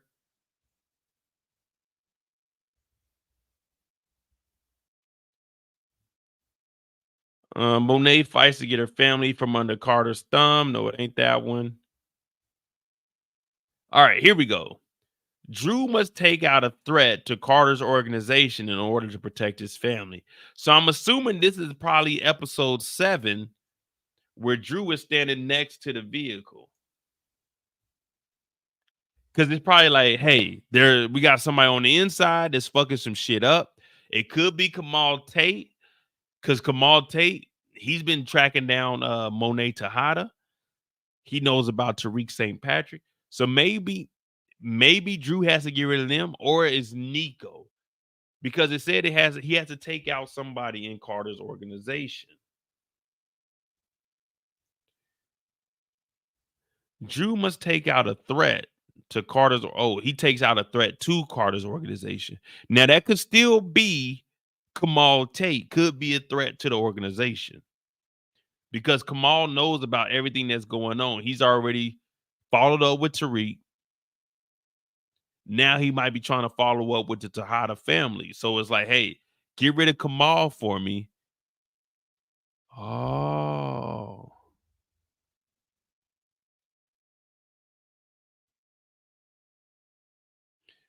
But I don't know, DeMarcus, because Roman is still in jail. Remember, Roman, he's still being questioned, but he got arrested for the drugs. So I don't know if Roman is out yet. I'm assuming that Roman is still in, but Roman doesn't know anything about Carter's organization. He just worked for Zion, unless they give us some information we didn't know about.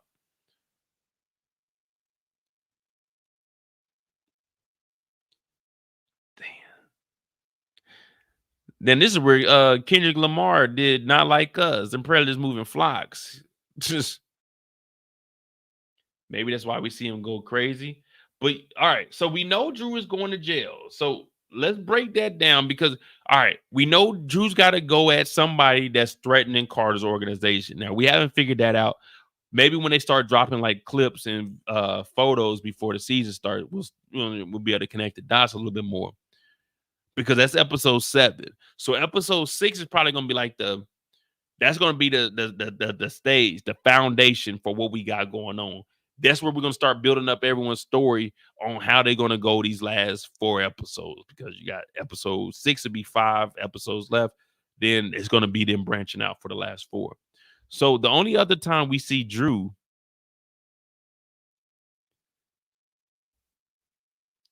is here in court. I mean, not in court, but in jail. The only thing is, if you look at it, it's like they're trying to control Drew. Drew is acting a damn fool, and they're trying to control him. Let me try to find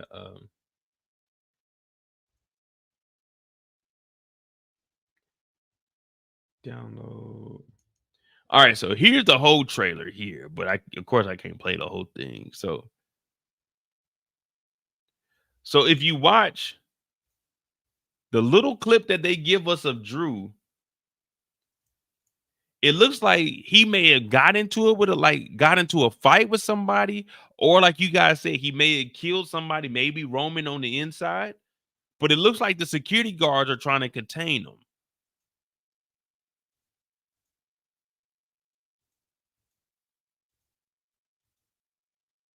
See, it's real quick.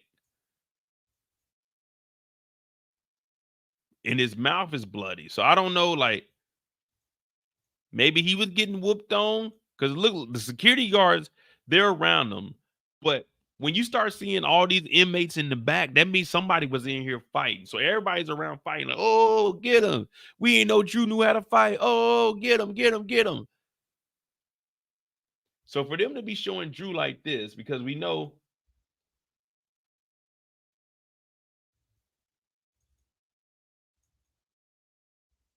in the first teaser, we see Drew getting snatched up and dragged out. Now, what this has me thinking, though, is because it looks like Drew is beat up. So since it looks like Drew is beat up, what I'm assuming now, if I had to put together a story, what we seen in this trailer is Drew gets into a fight and he maybe unalive somebody while he's in jail or beats him up. Then he goes in here and he's trying to talk to maybe Monet or somebody and tell them what happened inside of jail, and the police are dragging him out. So I'm thinking that maybe this fight happens first. Drew beat up somebody or unalive somebody, and then that's where this photo comes from. After Drew gets in a fight, he goes and he's talking. Hey, yeah, they tried to get me out here, but I had to do what I had to do. Ma, I need a lawyer. And the cops are dragging him out. Or they're questioning Drew. Hey, what did you do in there? Why did you do this? And he's like, man, fuck it at this point. And they're dragging Drew the fuck up out of here after the fight had happened, or the stabbing, or the unaliving.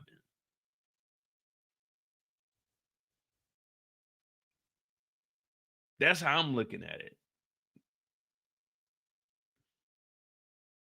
We don't get much though, but let me see. Is that all we got from Drew?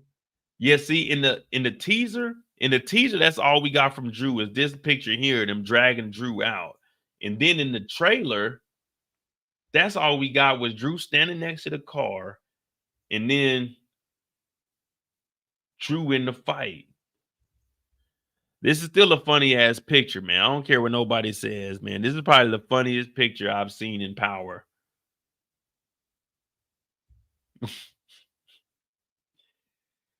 This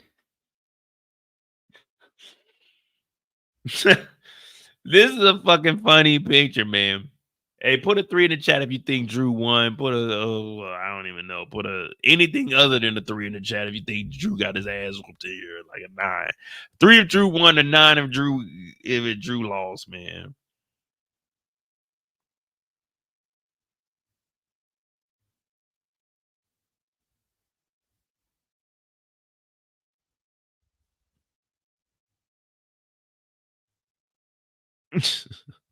Fucking Drew.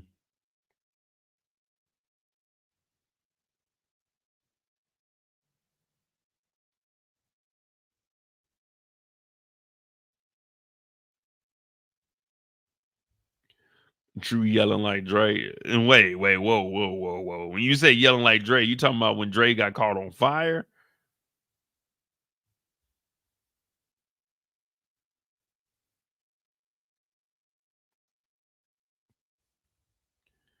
I mean, I like I said, I do have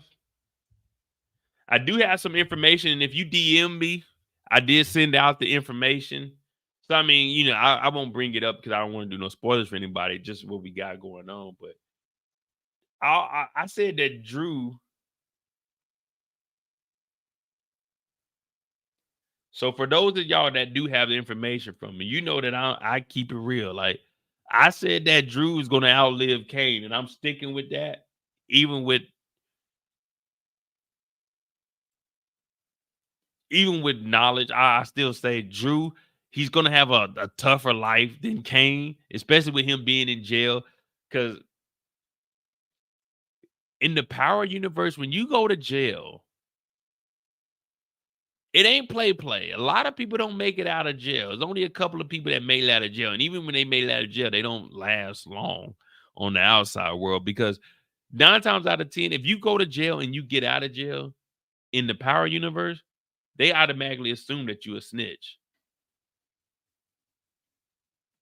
In the Power universe, if you go to jail and you get out of jail, they assume that you was in there talking. That's as simple as it gets. They assume that your ass is in there talking. How'd you get out of jail that fast, man? You know me, man. My name is Mo, man. You know I'm in this motherfucker. I'm kicking it. Like, hell nah, nigga. You was in this bitch, dude. You talking? Like, no, I wasn't talking, man. They just let me out. Like, nah, hell no. What was the dude's name? What's Teresi's first name? Teresi was in there talking.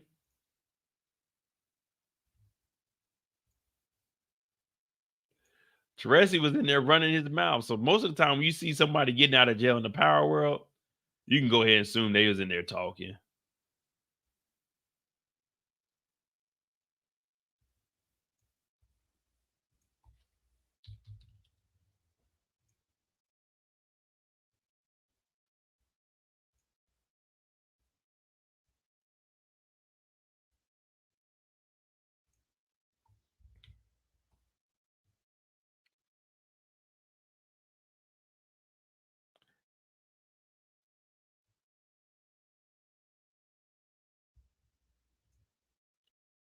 Drew being in jail, Don being alive could be bad. Expect a melee or a beatdown.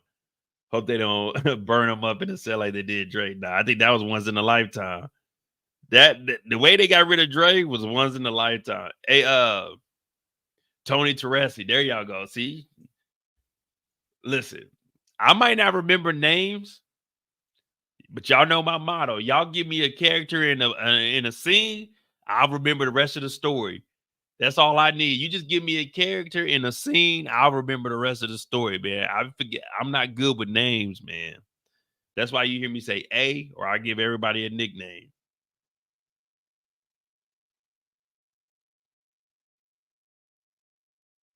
Eric, check your DM. Check your DMs on Instagram real quick, Eric.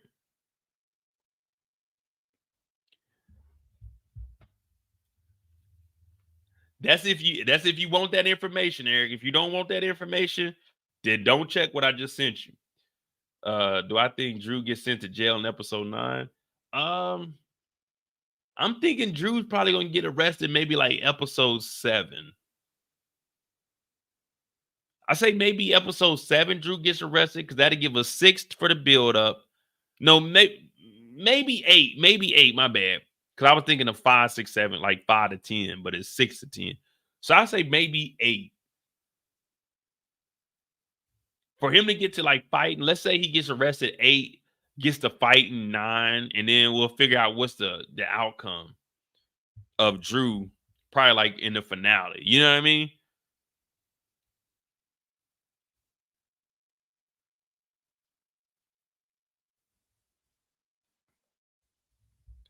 So yeah, I definitely say probably, because I don't want to see Drew get locked up too early. Because they say it said in episode 7 he has to eliminate a threat. So maybe he's getting arrested in 7 and then the threat's in jail for like 8. You know what I'm saying? He gets arrested in 7 and then episode 8 we see maybe this. Because I don't think you want to put this too late into the season, because it's like, man, damn, we only got like an episode, 2 episodes left. So I'm looking at it from that standpoint, as far as we got to try to put some action earlier in the season, because at the end, you don't want to oversaturate it with like too much. Kim's like, all right, man, you're doing too much.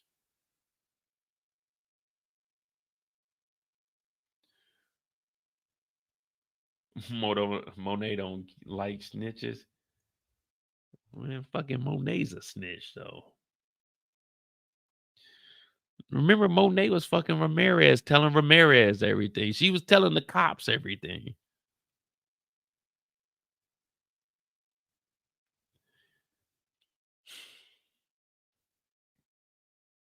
I don't know, man. Matter of fact, this is where we're gonna cut it, man. This is where we're gonna cut it. We're gonna end it right here. We're gonna end it right here. Drew's gonna get locked up. We'll do some more lives once it gets closer to it.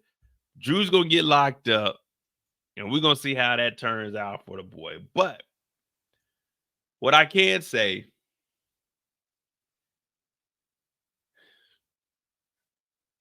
after this trailer and this intensive breakdown that we did, I'm believing the hype. I think that they're gonna pull off something nice for the remainder of this season. I think we're gonna get something nice. Now, is it gonna be a 10? Probably not, but I got it on like a scale of I think this last part is gonna be around the 8. Now, you know, I try to be as honest as possible. I don't do no glazing. If it ain't good, then I'm gonna tell you it ain't good. We just watched House of the Dragon.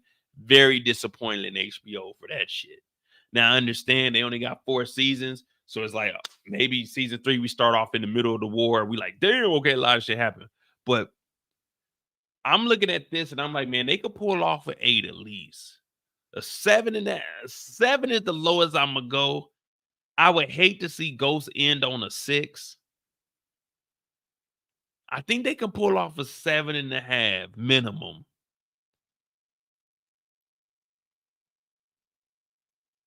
Ah, 7.5 minimum, man. But we got to look at R.I.P. to Lorenzo, because Lorenzo was right this whole time. I knew you was gonna let that nigga hit. Tariq, we raised you better than that, Diana. R.I.P. Lorenzo, the real Zoe. I knew you was gonna let that nigga hit. Tariq, we raised you better than that, Diana. Diana was out here like, I'm in a bind, Nate. damn.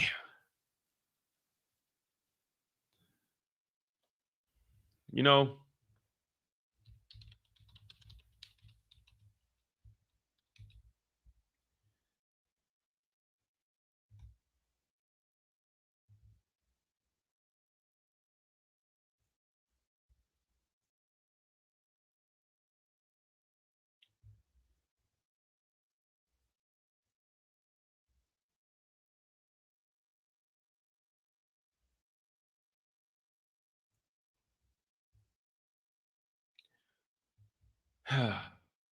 the final, it's the final, the finale. My bad, not the final, finale, man. It's the finale of Ghost. You know, it's like the circle of life. One good thing comes to an end, and another thing comes together. So we're gonna have to end this live on this note. I'm Monet. Hit that like button, hit that subscribe button. Although we go to the end of the road, still I can't let go. It's unnatural. Ooh, you belong to me. Ooh, I belong to you. Go to the end of the road. Still I can't let go. It's unnatural. Ooh, you belong to me. Ooh, I belong to you. Girl. Why they gotta do us like this?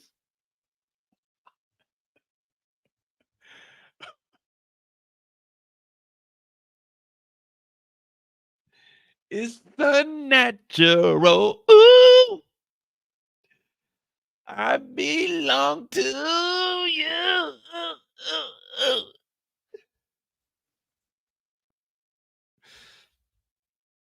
New edition. No, that's Boys to Men. No, if you want to do Is It the End? Is it the end? Oh, man.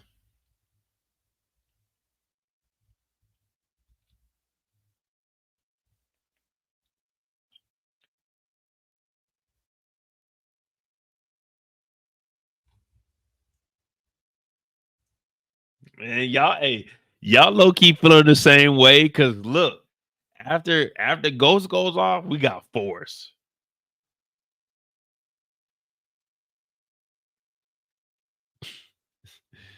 We got Raising Canaan. Raising Canaan is good. We got Raising Canaan and Force. That's all that's left, man.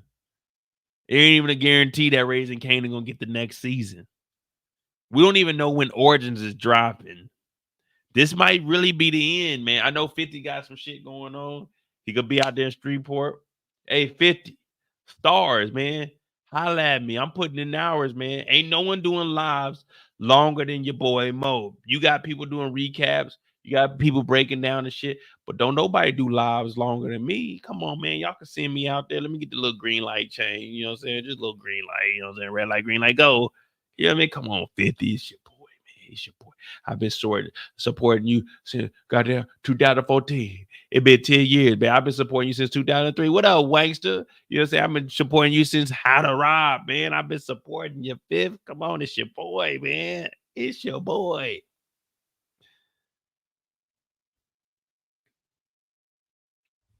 Oh, yeah. And before we get up out of here. That nigga fuck Kane, nigga. That nigga fuck Kane, nigga.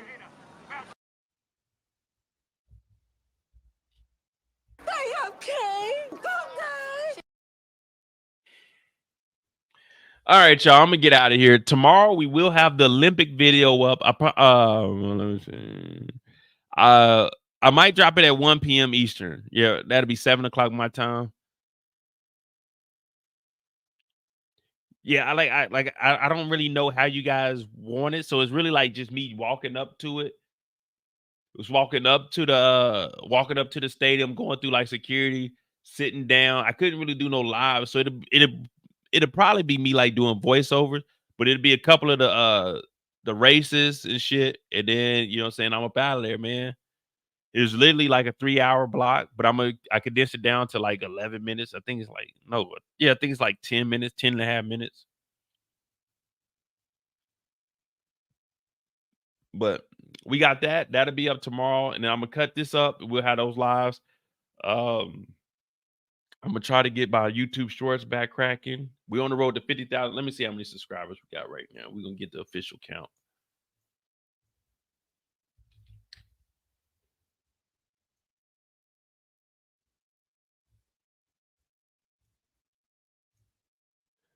Donald Trump is out here losing. So we have 49,532 subscribers. So that means we need 468 subscribers for 50,000. Wow. Damn. That sounds crazy saying it, man. Knowing where we came from, knowing what my channels went through, sacrificing, copyrights, 7 million views deleted. Damn. We done came a long way, man. We done came a long way, and I appreciate each and every one of you, because if it wasn't for you guys, then I would still make videos, but it's motivational knowing y'all, you know what I'm saying? When y'all hit me up and like, hey, you going live? That when I can't go live, man, it do something to me, man, because I enjoy being on here with y'all, but sometimes I be tired. I ain't gonna lie to you, man. This working shit I ain't built for this shit, man. That's why I retired for 5 years. I'm only working to be in Europe, but I'm gonna start putting out these videos for y'all of me traveling. We're gonna do lives on the road. I just like getting on here and talking with y'all, man. I ain't gonna lie to you. I got the detective game is here. I got the first one. Remember I told you they had to resend it because I had it sent to my so I got 2 addresses. I got my APO address, which is on base, and then I got my German address. So I sent it to my APO, but they sent it back. I got the detective game. The detective game is in my living room. Well, not my living room. It's on my kitchen table. Well, my dining room table. I just haven't did a Sunday for it because I want to. Man, we've been having lives and I've been on the road. And when I come back on Sundays, like when I'm dipping in and out, like Greece, I went to Greece, Friday? Yeah, I left Thursday, so I got there Friday afternoon. Friday to Sunday, Berlin. Shit, no, I went to Greece. Then I chilled for a weekend. Frankfurt, I went out there Saturday, came back Sunday, went to sleep Sunday night. Berlin, I went out there Friday night, came back Sunday, went to sleep.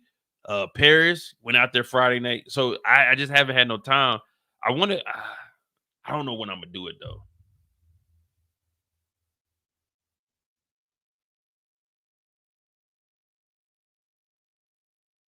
$50K on September 8th. What the fuck is September? Oh, September 8th is when the show comes. See, I don't know, man, because September 8th, I'm gonna be in Amsterdam, man. My fucking family coming over here. I'm like, look, man, I'm just coming back from Brazil, man. Y'all gotta chill, man. Look, it's been. I'm gonna keep it real with y'all, man. You know me. I'm an open book. In 5 weeks, I'm broke, y'all. I'm just gonna be real with y'all. I'm broke right now, man. I'm hurting. I'm starving. I don't know where my next meal is coming from. In these last 5 weeks, I spent about, like, realistically, I spent about $9,000 in 5 weeks, y'all. I'm sorry.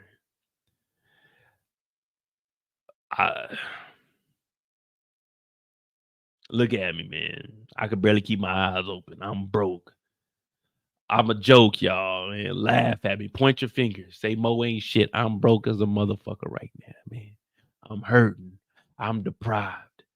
I don't know where my next meal is coming from. Y'all thought I was on here drinking just to ha ha ha. Nah, I'm drinking because I don't know what's next, man. I'm losing it.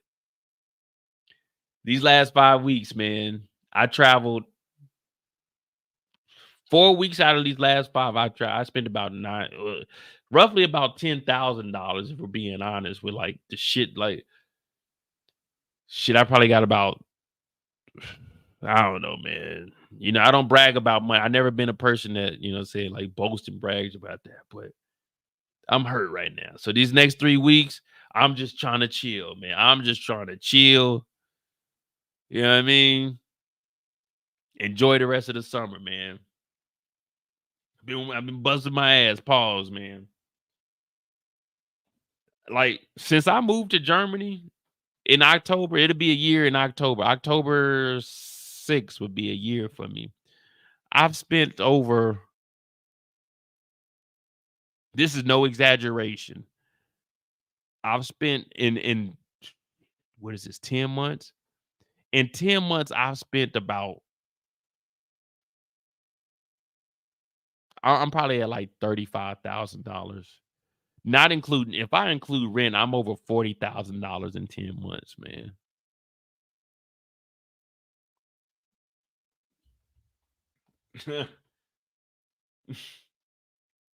I spent $25,000 just moving here. I spent fucking 10 just in a month and a half, like in 5 weeks I spent 10.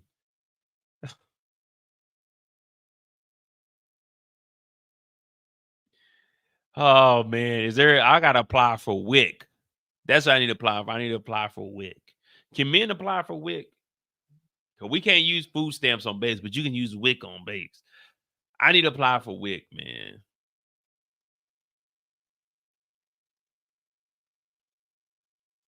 I'm fucked up out here, y'all.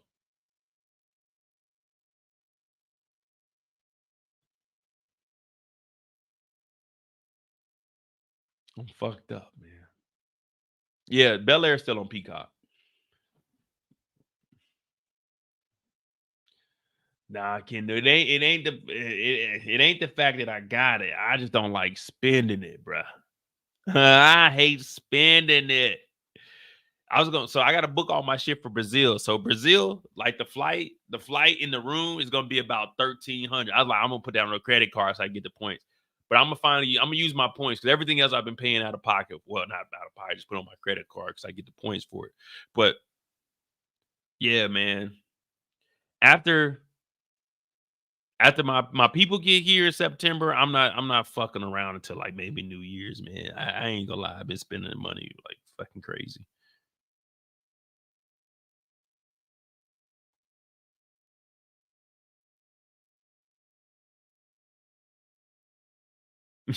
Stay Space said I had to come off of ninja mode to tell you to quit BSing. When I've been BSing? When I've been BSing? Shit, no, I need to apply for some WIC. You know, I do need to see how I can get some WIC. I need some government. That's what we need.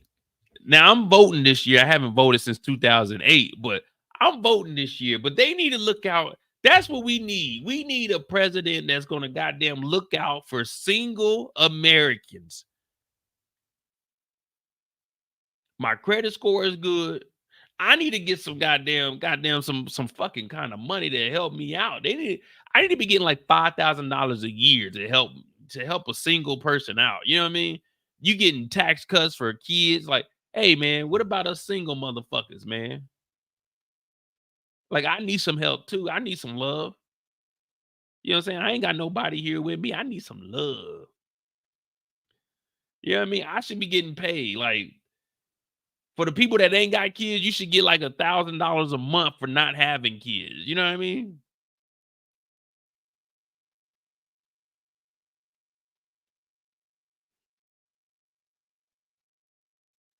Yeah, Trey, man, I'm getting, man. So so y'all know the last 5 years I wasn't working, but like I was getting some YouTube money, right? But since I ain't working and I was getting YouTube, well, that's before I had like my my LLC and shit set up. Man, I'm talking about, man, YouTube, man. So YouTube takes its taxes, but then when you file your taxes, it's like, damn, this is the income that I was getting. But since I had zero income because all I got is my disability. You know what I mean? Thank God for disability. Hey, if you're gonna join the military, hey, if you like 18 years old, man, join the military, man. Let me tell you something. You know, people might say, man, you ain't got no point. Look, join the military. It's gonna be a nice foundation. If you follow these rules that I put out there for you, man, you'll be all right. You'll be all right. You'll be successful by 24, 25. I wish I would have joined the military like 18, because I would have did 20 years, man. If I would have did 20 years and got disability, I'd be making $7,000. Like how I'm living, like at my age right now, 38, I would have retired. I would have making $7,000 a month for the rest of my life.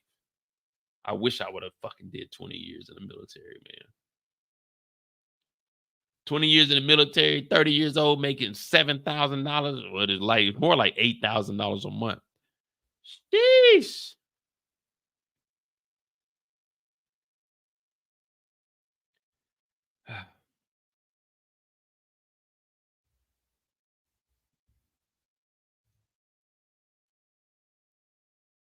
All right, y'all, I'm about to get out of here, man. But my name is Monet. I appreciate all of you guys. Olympic video up tomorrow. We still got Bel Air videos. I'm gonna chop this down tomorrow. I'm probably gonna do a live.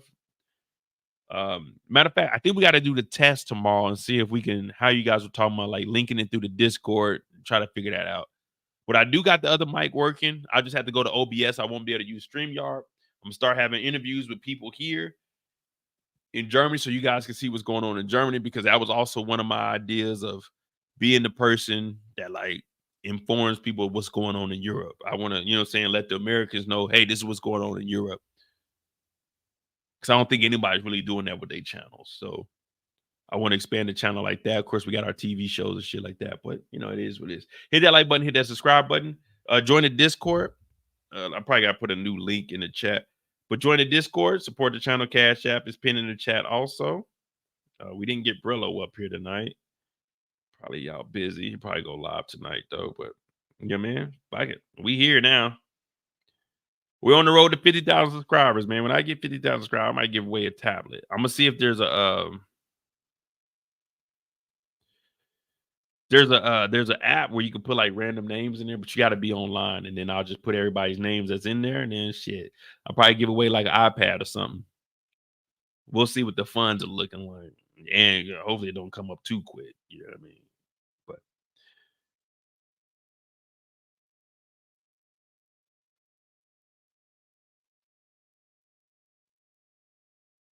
hit that like button, hit that subscribe button, join the Discord. We're on the road to 200 people in there, 200 members over there.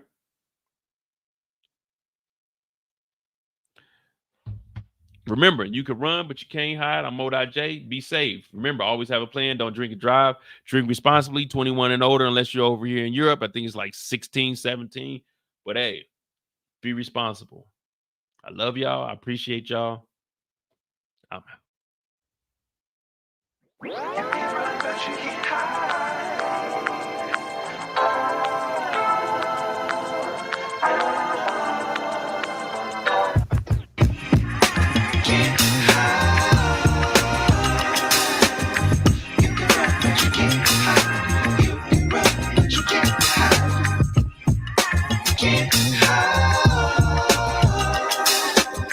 You can rap, but you can't hide.